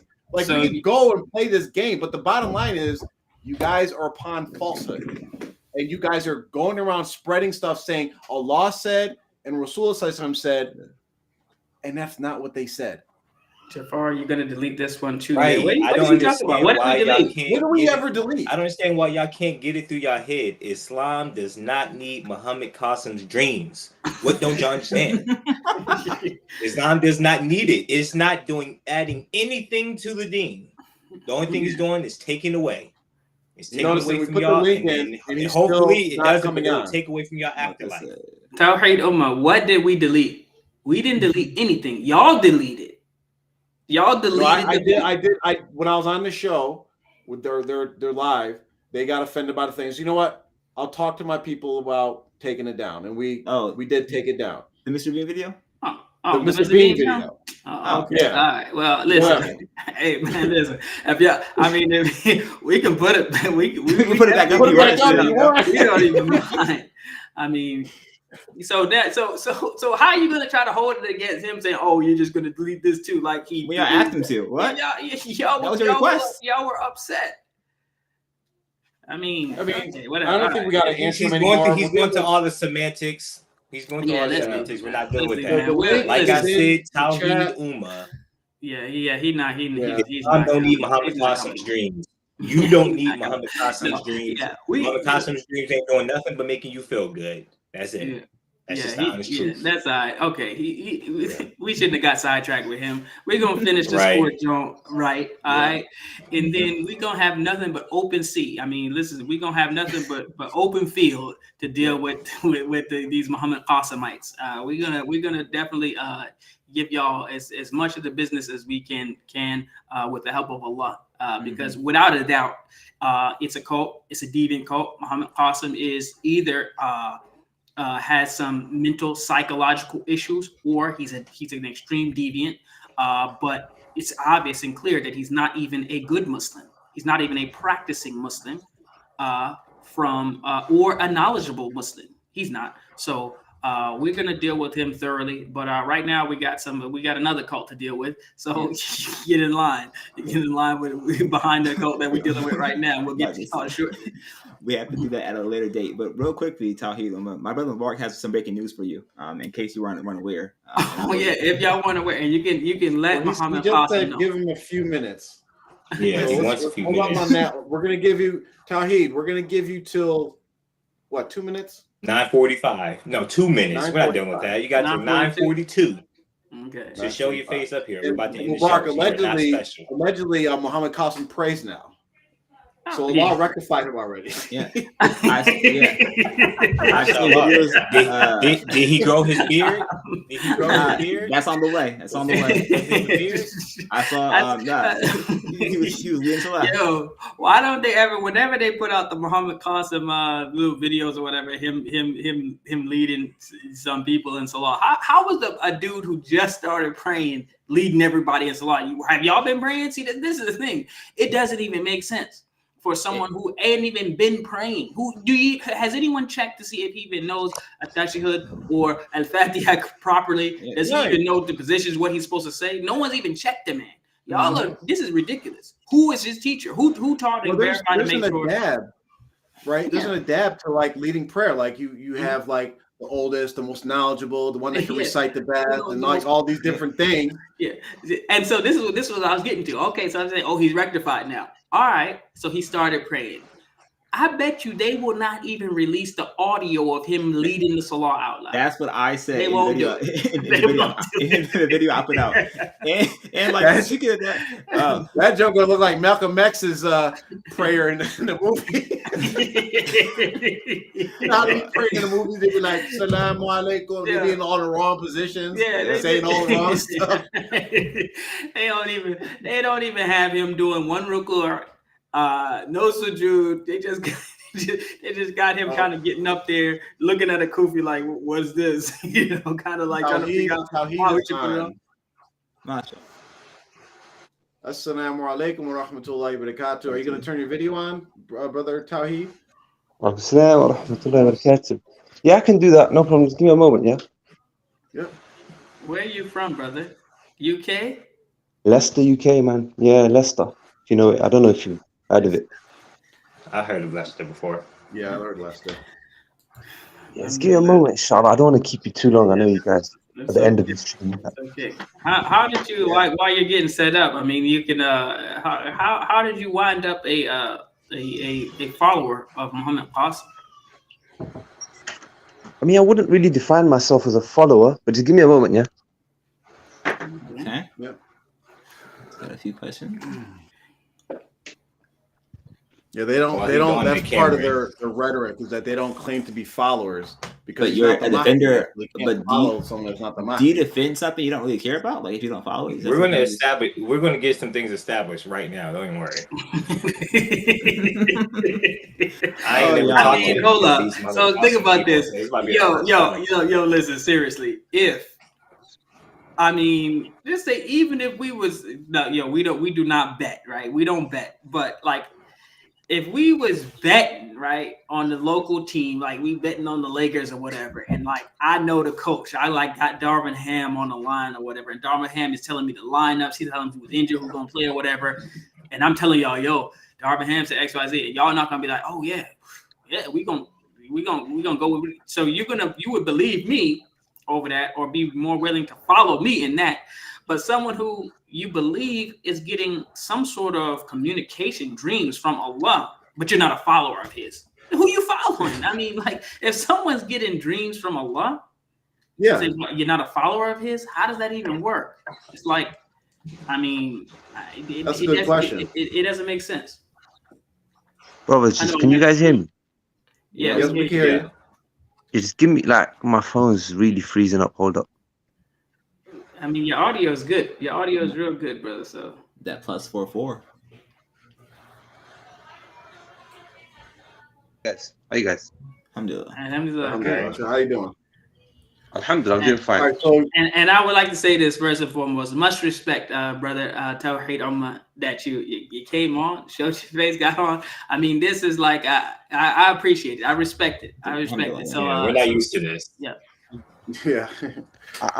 I mean, I see you guys as brothers on the Quran and Sunnah, like me. I mean, I've always been a keen follower of Quran and Hadith. I don't feel like I've deviated away from that methodology at all. And I see you guys as, inshallah, seeking the same thing. So I thought, why? What's there to hide, right? Mm-hmm. Right. So you are not a follower of Muhammad Qasim. Is that correct? Right. So we consider ourselves followers of Prophet Muhammad sallallahu alaihi wasallam, right? Okay. I'd stick to that. Okay. So do you believe that Muhammad Qasim is having dreams that are directly from Allah? So what I would say, brother, is that as a follower of Quran and Hadith, where I started this journey, if you want to call it that, whatever, is just comparing anything that comes to me, any information to the Quran and Hadith, whether that be dreams, whether that be any type of Okay. information. So before you get too far down the line, like I'm asking a direct question so that we can base our conversation off of some things. I mean, like everybody's got a story or whatever. We all have a story, but there's two things. That's Muhammad Qasim. I'm not trying to get to the story part. I'm trying to get more into the methodology part. It's a direct question. Do you believe that his dreams are from Allah? Yes. So I believe there's three types of dreams: Ar-Rahmani, Wa-Nafsi, Wa-Shaytani. Okay. And I believe his dreams are Rahmani dreams. Okay. Yes. So you believe so that's a yes, that you believe his dreams are from Allah. Yeah, he's a yes. I believe they're Rahmani dreams. Good dreams, yes. True, good dreams, yes. So you actually believe that, just a side, I'll like to get back to what you actually believe Muhammad Qasim is going to be shooting the Dajjal with lasers from his finger. I didn't say that. So This is what here dreams. the thing is, brothers, are you aware that dreams at times require interpretation and they kind of have symbolic They always meanings? do. Yeah. So who is It's- the interpreter of his why- dreams? Who's interpreting his dreams? Who's the official interpreter of Muhammad Qasim's dreams? Is it him? Let me just answer Jafar's question first, if that's okay, because I'm going to get too much cool. like this That's way. cool. I'll have that So next. obviously, so because Jafar asked, do I believe he would do certain things like shoot lasers or something? So as I said, because these dreams at times might require interpretation, then of course it doesn't necessarily have to take the literal meaning of what you saw as the lahir of what was being described, right? So you don't believe he's going to be shooting the Mahdi or shooting the Dajjal with lasers through his fingers? Now what I'm saying is there's no iltizam, like there's nothing that necessitates that. That you have to believe. I didn't say like you're kind of just to be like clear, like I don't want to sound like we're coming at attacking you, but to have a conversation, that's why I didn't want to. I prefer this. We have to like kind of answer each other's question, because like this is what we did on the last show with the other people that came on. We ask a question and they actually don't answer what we ask. I understand, and this is why I didn't want any preconceived me being connected to any group or me being connected to any brothers that you've already spoken to, because I would have preferred it that we just speak as brothers. Yeah. But it's become more of an interview type of thing. So it is what it is, you know. But questions, go ahead and ask too. Honestly, you have questions, like you said, you weren't a believer of him, or you don't consider yourself a follower. So we're just asking questions so we can get where you're coming from to have better dialogue. Which leads me back to I get it. Is who I get is it, but the like interpreter of Muhammad Qasim's dreams? Because we know dreams need an interpreter, somebody that is verified, that have the ability to interpret dreams correctly based off of Holy Quran and Sunnah. So who is the interpreter of Muhammad Qasim's dreams so that they can interpret the things correctly? So in terms of who is the interpreter, fine, we can say that from the Quran Sunnah, we find dreams being interpreted, but that doesn't necessarily mean that at no point in time do they have the zahir meaning included. So just because a dream does sometimes require interpretation, it doesn't mean there can't be literal meanings included. There can be literal and easy, there can be dreams which are quite easy to understand. There can be some which are more complicated. As for who's the interpreter, there's no one person who anyone can say that is the interpreter of dreams in the modern day or something like that. Okay. So you do not consider yourself a follower of Muhammad Qasim. Also, no, not okay. Yeah, I'm just going through, just make sure everything is clear, especially for the listeners and viewers. You're not a follower, okay? So you're not following him, as in if he gives some order, everyone go to Philistine and get ready to defend the Muslims or something like that. He can't give you any orders like that, and you're not going to follow that, right? No, Allah subhanahu wa ta'ala says, "Ati'u Allah wa ati'u al-Rasul wa ulil amri minkum." And Muhammad Qasim is not any one of those at this moment in time. Okay. Okay, so he's not a follower of his. He's having these dreams, but you, and correct me if I'm wrong, what he is saying is happening in the dreams may not necessarily be things that will happen literally in the future, but they do need interpretation. Yeah. So I mean, some things might be more clearer in meaning than others. Some might be more symbolic. Just But depends. in general, his dreams do need interpretation. I wouldn't say in general. I'd say each dream would probably need to be looked at on its own Are merit. there any dreams that he has had that do not need interpretation, and you know they're from Allah? They need no interpretation. I'm not sure how to answer that question in particular, Because but I guess you could say. okay, because Well, you said you believe in his dreams, right? So The dreams there have has to be dreams are something true, that's but like you believe in them. That because if you have to like this is just me from my perspective, right? If you're going to the dreams and you're saying, okay, there's two types of dreams. Some of them are allegorical, have to be interpreted, and some don't. They're just clear.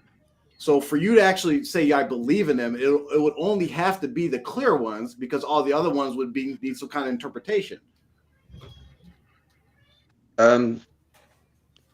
I mean, if you want to go into each and every dream, then I mean, generally speaking, I'm just saying in general. So what I'm getting at is there has to be at least one example of a clear dream that didn't need any interpretation that you read or listened to.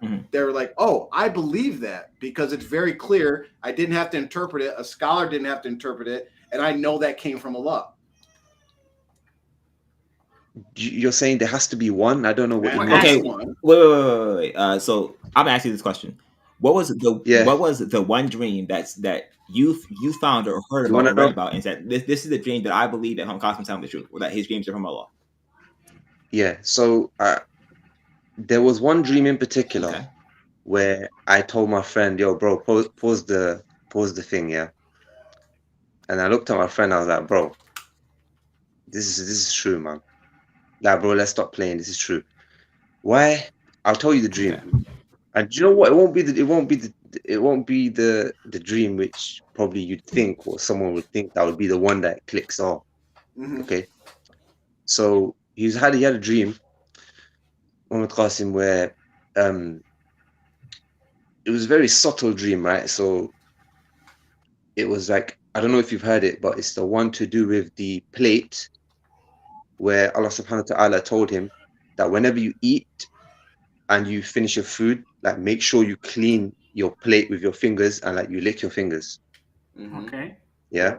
Because obviously what we know of the sunnah of like of being wasteful and like things like that. So anyway, there's more context to the dream, yeah. But I'm just telling you the moment where it clicked for me. So maybe if I find that dream one day, I can go through it with you guys and show you which point exactly. Yeah. So that was the dream. I mean, this is what I'm trying to say is that might not that doesn't seem like the type of thing where someone's going to be shocked or surprised or like it doesn't seem like that's I mean it, and not even seems, I mean there's nothing in from what you said of the dream that would lead anyone to believe that a person who had a dream about that is getting a dream from Allah, because there's a very, very, very, very clear hadith about that.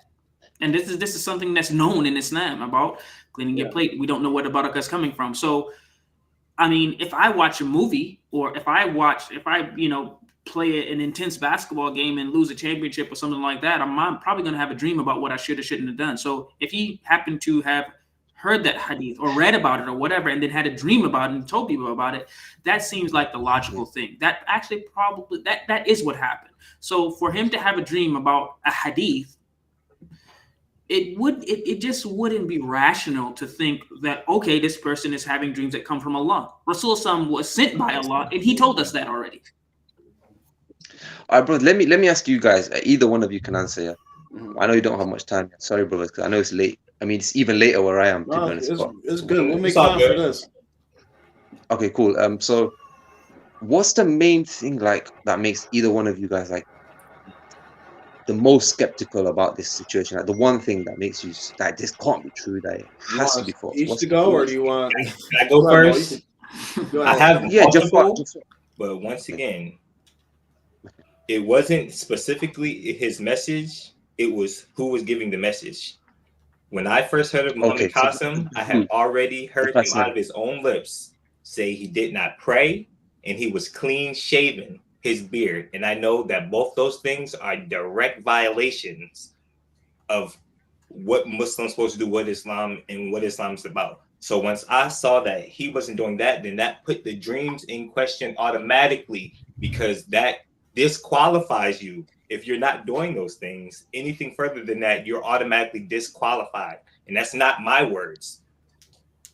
So after once I seen that, once I heard it come out of his mouth that he didn't pray, and I saw with my eyes that he clean shaved his beard off, going completely against the sunnah of Prophet Muhammad Islam, that's when I already knew I had to disqualify anything that came after.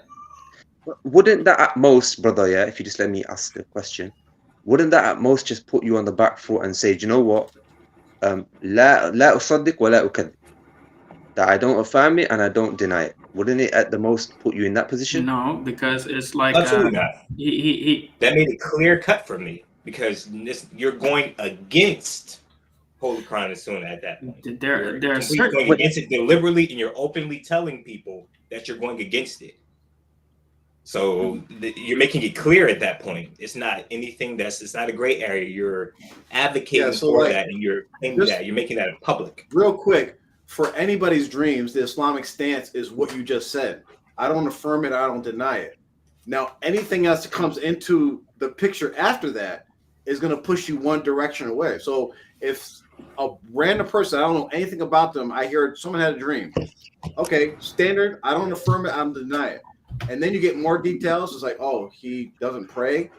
Oh, he clean shaves and whatever else. You find out he's not a pious person and all these different things. That's only going to push you on the side of, well, I deny it. That's not actually the asl. The asl of the mu'min, of the believer, is that you do believe his witness testimony. No, you believe the witness testimony of pious people that are righteous and not known for lying. A person that does not pray, that's what I'm saying, is not a pious person. That's what I'm saying.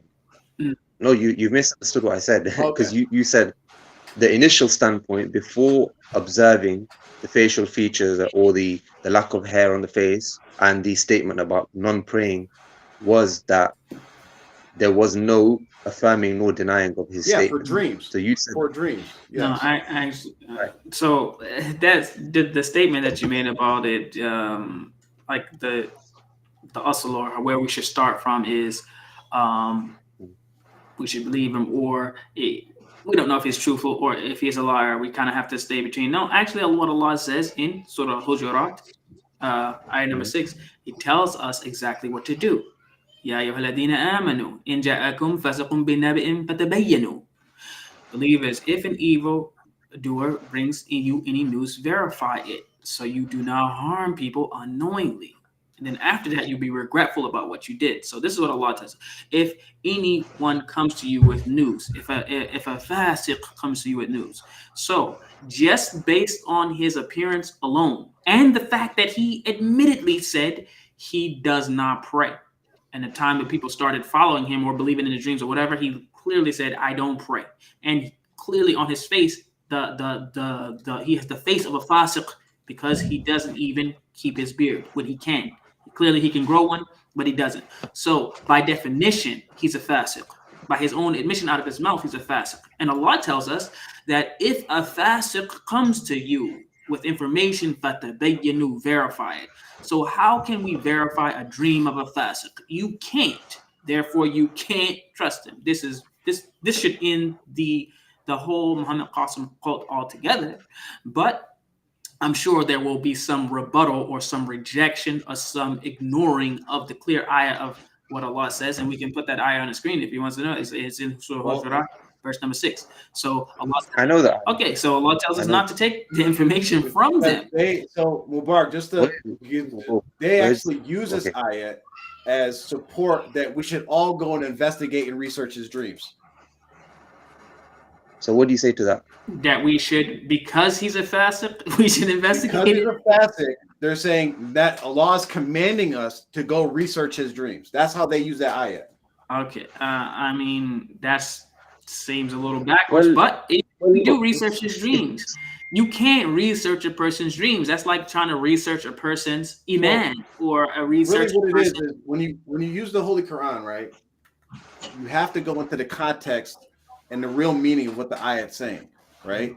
Allah is not telling you for any information that comes to you, even if it's from a fasik, go research it. No, it's in the context of some kind of important information that is actually that you need to know whether it's true or not. Like for instance, in the time of war, a fasik comes to you and says, "Hey, the enemy's behind the mountain." You don't say, "Oh, you're a fasik, I'm just going to ignore you." This is something that can affect you. Or if you're going to act on it, then you probably should go research instead of just relying on their word, right? We would not just rely on Qasim's word because he's a fasik. If it's necessary information, let's try. Yeah, cool. Yeah, Or Jafar, if I can just jump in quickly. Let's just try come to some type of conclusion. Yeah. So let's narrow it down. So we have Muhammad Qasim. Okay. He's either a liar. He's either it's from Shaitan with the dream. So he's deluded basically. He's truthful. Do you have any other options that are left? Yes, there's tons of options. So here's what it is. Okay. He could be a straight up liar and making up Straight up liar. right? And an Okay. example of that would be, okay, you know what, these hadiths, I'm going to say I had dreams about these hadiths. I read this hadith about cleaning your plate. I'm going to go turn it into a dream and write it down on the paper. That's like a straight up lie. He's lying. That's one option. Another option is, Okay. Yeah. so the Number other two. option is that he's totally telling the truth and these dreams are all coming from Allah, right? That's the other option. The third option is that he doesn't know he's lying and that he thinks he's telling the truth, and that he actually has dreams, right? From Shaitan. From himself, his nafs, or from Shaitan. Okay. So that's basically 4 different options that you could have. Only one of them being true. I agree that we've narrowed it down correctly. Cool. So let's just go to a dream about avoiding shirk, for example, or the types of shirk which are around today and things like that. Let's talk about the liar option. What does that sound feasible for a liar to do, or like what benefits would come from a pure liar? Absolutely. Absolutely. I said this in a video. So when you ask if someone's a liar, right? You look to what can the person gain from saying this, from this lie, right? Because a person can lie with something that's good all the time. We see cult. If you know anything about cults, not everything they teach is wrong. Yep. They'll say, "Hey, get off of drugs. Hey, do this, do that," right? But they're wrong. How many Christians worship Jesus as the Son of God sincerely, but they're wrong, right? They say, "You know what? Don't do drugs. Don't commit adultery." Their commandments say worship one God. Oh, worship only one God, but they commit shirk in their actual worship. Yep. So you have to say, what is he gaining from it? That's when you're thinking about a lie, you say, what can he gain from it? Now ask yourself, what are all the things that Muhammad can gain and has already gained by telling these dreams to everybody? Well, I mean, there you go, because he's been sharing his dreams for 8 years. And I mean, for the most part of it is just nothing. Like he's been truthful from the very beginning. You don't think he's gained anything? I mean, I've seen a video where y'all took him shopping at a mall to buy him suits. You need to call this y'all stuff, man. Well, I'm sorry. Some of his followers took him shopping to buy clothes. Another one of his followers told me personally that they buy him food. Yep. Another one of his followers said that they give him money. Jafar, he's a very shy person, man. He's a very shy person. A lot of cult leaders are. Yeah. And like he doesn't work either. Like he did some freelancing back in the day, but he doesn't currently work, is what they told us. And so the thing you said about the thing you said, because I mentioned this earlier in the video. He's got He's got a property. Yes, He's got yes, property. yes. Alhamdulillah. The same property that every Pakistani cult leader has. They live off these properties. I mentioned this We know earlier. it's scam, man. We know it. We know it Yep. well. His father left behind quite a Alhamdulillah. bit of property. Does he Is rent like them out? the Amr, go ahead. I'm trying to think of what I was gonna say. Okay, so you mentioned about the whole like his dreams telling you to avoid shirk, right? Okay.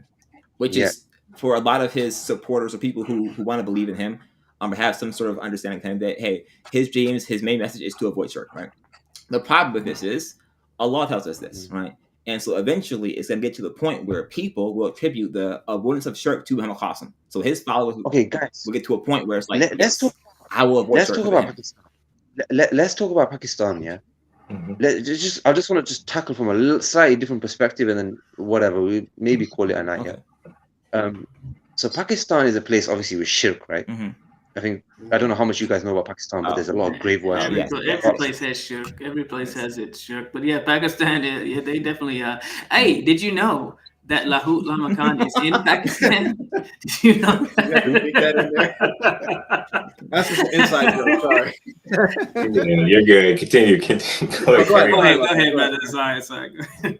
No, that's all right, man. Don't worry about it. Okay, so because that place has lots of shirk, there's always been, or there has been for a long time, Ahl Hadith scholars, Ahl Sunnah scholars, trying to promote our beliefs of Tawheed, which we all share, right? Yeah. Like Kitab al-Tawheed, Muhammad Abdul Wahhab. You guys take from Muhammad Abdul Wahhab? Whatever he's writing, yeah. Yeah, I mean. Okay. No, sorry. I just mean like Kitab al-Tawheed, like I think we all agree. Mm-hmm. Yeah. So like, there's a story of like a scholar in like about 100 years ago or so who took the like Kitab al-Tawheed and he covered the name of Muhammad Abdul Wahhab, and it ended up being a very effective form of da'wah in the shirk places, yeah, in the subcontinent. And it was only because he covered the name that the da'wah was effective, because as soon as they found out that it was Muhammad Abdul Wahhab's book, then all of the Pakistanis and the Indians would be saying, oh, Wahhabi, you're a Wahhabi, right? But really the da'wah was just Tawheed, right? So with Muhammad Qasim, you see, because he's coming with an Urdu and a type of akhlaq which the people understand, then the da'wah of Tawheed, it settles more. It resonates more with them. Whereas if me or if you guys come and we go with the Muhammad Abdul Wahhab type of da'wah and the Salafi type of da'wah, they don't like it. So they're not going to listen. Let me clarify. Let me see if I can understand what you're saying. You're saying that the type of da'wah that Muhammad Qasim and his followers are doing resonates more with the Pakistanis? I mean that the Mahdi is going to be a unifying figure in the sense that he will be able to just have this type of figure about him and this type of da'wah and this type of akhlaq that all the Muslims are going to, for some reason, just be able to resonate with. Okay, so basically you're saying that because he's claiming, or because his dreams claim that he's the Mahdi and people are being led to believe that he's the Mahdi, it's a more effective da'wah to get people in Pakistan to stop shirk. I think that Allah knows best, yeah. Allah knows best, truly. But because there are narrations, about the end times where the dream of the believer will hardly be false, and obviously dreams are a portion of prophethood, and yeah, like I said, the dreams of the believer will hardly ever be false in the end time, then these types of dreams in the end times may serve as a means for people who are holding on to their religion, holding on to their tawheed, holding on to the sunnah, to have a form of like glad tidings from Allah that look, keep going, keep holding on to tawheed, and Allah subhanahu wa ta'ala is with you. So yeah, that's for the individual, not Muhammad Qasim preaching his self-proclaimed wahi, right? Where does it say in the Quran and Sunnah that some individual come with dreams and guide mankind with his dreams? I mean, the dreams, if you look at them as mubashirat, which I do, I look at them as mubashirat, right? Which are the portion of prophethood. I don't call it a form. It's not absolute. It is a form of prophethood, but it's not. It's never going to be a prophet. The Mahdi is not going to be a prophet. Answer me this: what's the difference between someone, because dreams that come from Allah is a form of wahi, right? And the difference between the dreams that we have from Allah, right? The inspirations, the glad tidings of Basharat that we get from Allah. The thing that separates us from our dreams is that our dreams have no legal consequence and are for us individually. Now, what would separate me having a dream and Allah allegedly telling me my dream? Now go tell mankind your dreams, and if mankind doesn't follow your dreams, then I will punish them. What's the difference between that and a prophet? Is the punishment more to do with not following the dream, or more to do with not following the content of the dream, which is Tawheed? Following the dream. It's more the content of the dream. No, I'll be more specific. Believing the dream.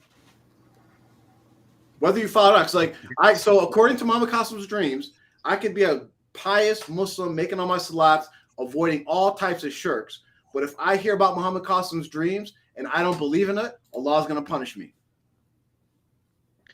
If you come with, if a person comes with the rejection of the content of the dream, then in reality we have to ask, what are they really rejecting? But what's the difference between that and a prophet? Yeah. Let me ask a question. If I no ifs and I don't believe. I believe Muhammad Qasim is a deviant, and I believe he's a liar, or he's deranged. I believe he's one of those things. I don't believe he is getting any dreams from Allah that Allah is instructing him to tell the people about. I don't believe that. I don't believe it at all, not even one bit. So for someone like me who has heard about Muhammad Qasim in detail and rejects what he's saying, I'm just going to follow what Rasul is saying. So if Muhammad Qasim had a dream about cleaning your plate and licking your fingers, I don't care. But Rasulullah did tell me in that hadith to clean the plate, lick your fingers, don't waste food, or however you want to look at it. But for someone like me who outright rejects Muhammad Qasim having true dreams or any of that stuff, what situation or position am I in? I heard about him, I heard about his dreams, and I reject him. Does that mean that Allah is going to punish me, or what? I mean, we're getting more into hukm, the retribution for this is all a bit more whatever. It's not like really my place or anyone's place.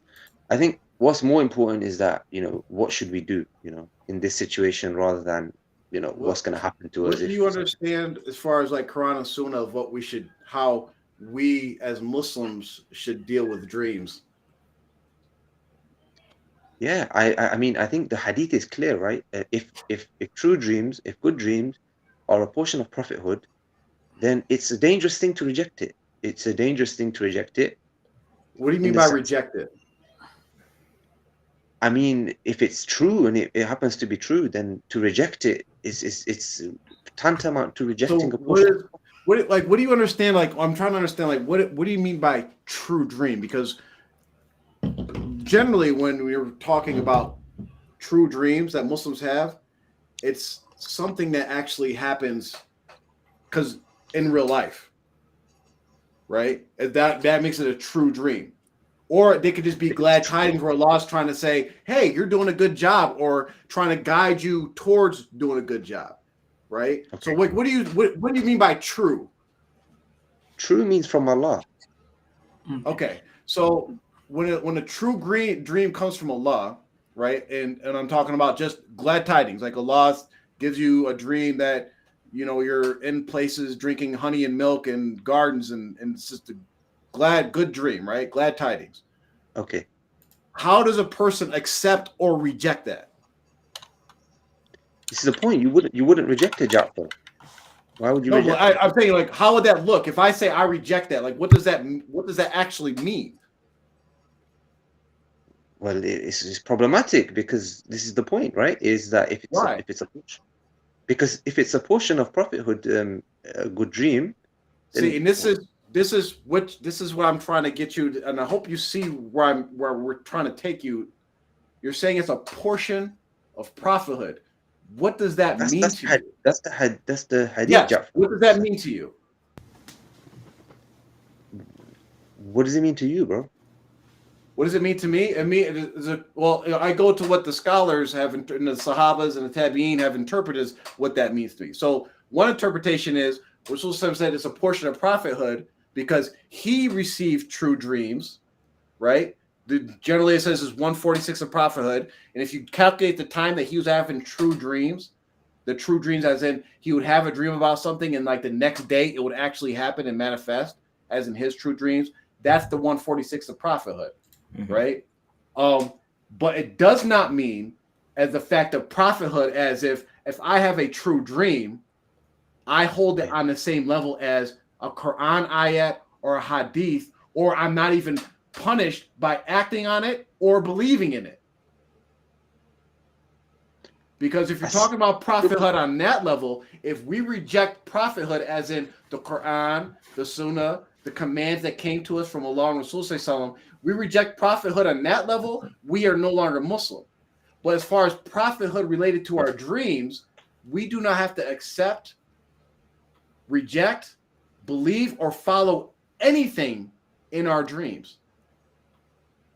Because, again, a dream, like you said, dreams come from three sources: Shaitan, ourselves, or Allah.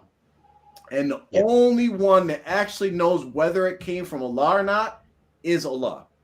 And if you are not Allah, even the best scholar, the only one that can confirm what our dreams actually mean and where they came from are Allah and his prophets. And we have no more prophets. Even the best dream interpreter, if we go to him and say, I had a dream about this, I had a dream about that, and describe it to him in detail, and that dream scholar says, you know what? I believe that dream came from Allah, they could be wrong. No matter how good it was. I could have the same dream about honey, milk, gardens, and it could come from myself because I watched a movie about honey, milk, and gardens. I can have a dream about honey, milk, and gardens, and it can come from Shaitan because Shaitan wants me to think that even though while I'm living in my sinning life, I'm going to go to paradise. Or it actually could be a sign from Allah saying, you know what, you're doing a good job. But we don't know. So when you're saying, if I reject the dream, it's a problem, according to Ahl Sunnah wal Jama'at, that is actually not correct. So, Ja'far, I mean, essentially, we don't want to become ultra skeptics about something which the Prophet ﷺ has affirmed. Okay, so if he's affirmed something called mubashirat, called glad tidings dreams, then we don't want to become ultra skeptical towards that. But how's that ultra skeptical? Because like what I have just said to me is pure common sense and rational. If there's something that comes to me, if there's something that comes to me, right? So like the religion is not based upon that though. What's that? The religion is not based. Sorry, Afwan, I don't want to interrupt you. No, go ahead. I just said the religion is not based upon just pure logic and rationality, and that's where a lot of sects went wrong. That's where a lot of our religion, Islam. This is why it's so beautiful. Allah tells us so many times in the Quran: use your common sense, use your reasoning, use your mind. So, of course, when according to Ahl Sunnah wal Jama'at, our dreams are for us, even if they are glad tidings from Allah, right? But because I know that there's a risk that the dream that I think is from Allah is not from Allah, I am not going to act on something that is doubtful, right? I'm first going to go to the Quran and Hadith. So, for instance, if I have a dream and I have a dream Allah came down, but I didn't look at him and I was just in sajda and I just felt it was him, and then Rasul Sallallahu Alaihi Wasallam came to talk to me, but I didn't see his face. I kept looking down, but my whole presence testified that it was him. And Rasul Sallallahu Alaihi Wasallam said, go tell the world your dreams. And I felt and I believed like, oh, I think that was Allah. And I think that was Rasul Sallallahu Alaihi Wasallam, even though I didn't see him. Then I'll say, you know what? When I wake up, I say, you know what? Okay, I need to know how to handle this. So I go to the Quran and Sunnah and I go to interpretations. And then when it says, and I read clear hadith and I look at the interpretation of the scholars, and I look at the stance of the consensus of the scholars of Ahl Sunnah wal Jama'at, going back to the Sahabas, and they say, your dreams are for yourself. And Rasul says, don't tell anybody your dream except for those you love and those with knowledge. But I'm saying, wait, But Rasul told me to tell the whole entire world. Guess what? Now I have doubt. I at least have doubt. Even though the hadith's clear, don't tell anybody except for those you love and the scholars. Now I at least have doubt. And what does Rasul tell us to do with doubt? Stay away from it. And since my dreams, now I have a doubt, a rational human being, which I think I am, I would say, you know what? I'm not going to act on it because I'm not going to get punished. If it was from Allah, Allah's not going to punish me for staying away from it by following the Quran and the Sunnah. But Ja'far, you brothers are skeptical. That's like rational but thought to me. Okay, but Akhi al-Habib, the thing here is that you brothers have perhaps gone past that point of staying away from a doubtful issue, and you've gone to.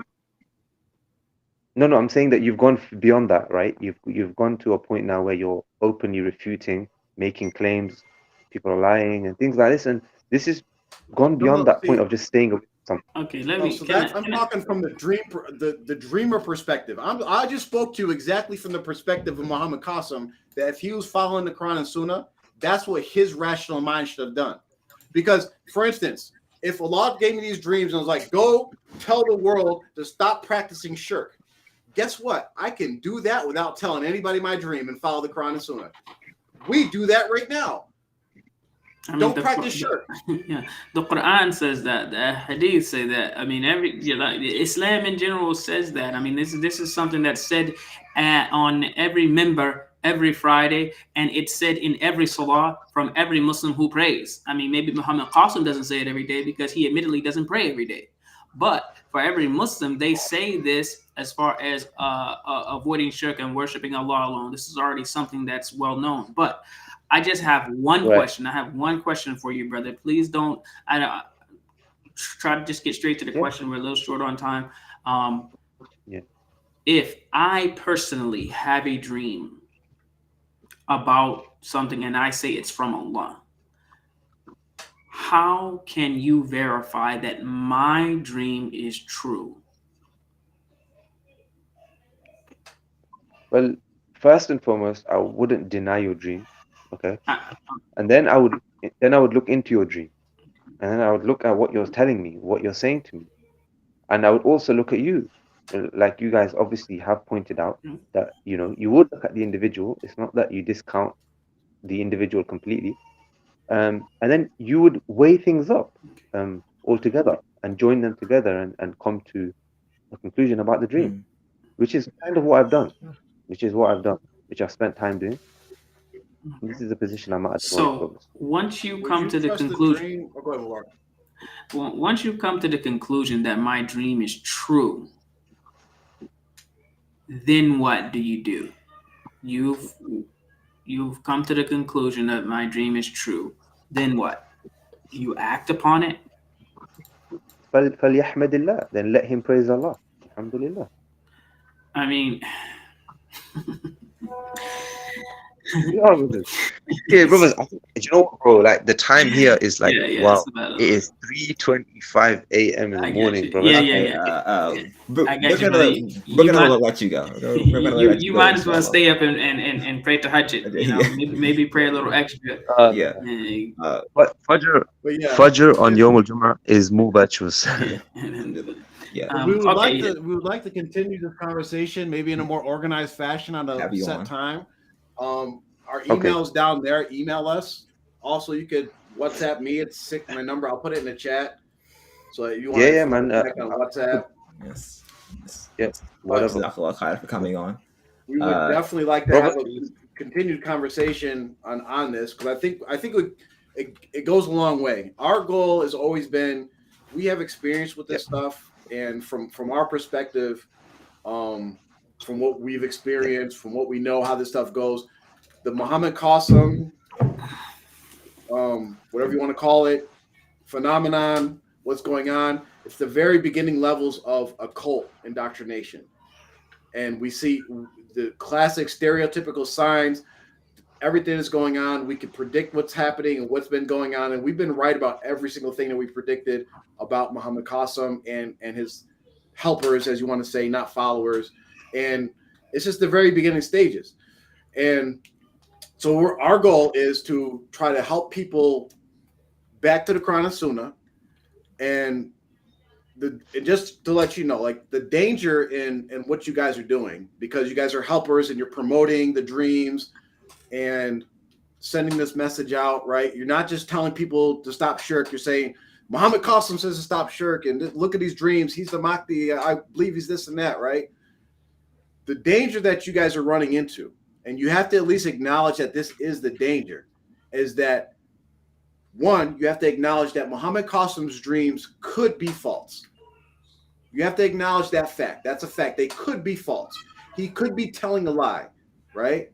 You have to acknowledge that first off. But from a rational point of view, he could be telling a lie.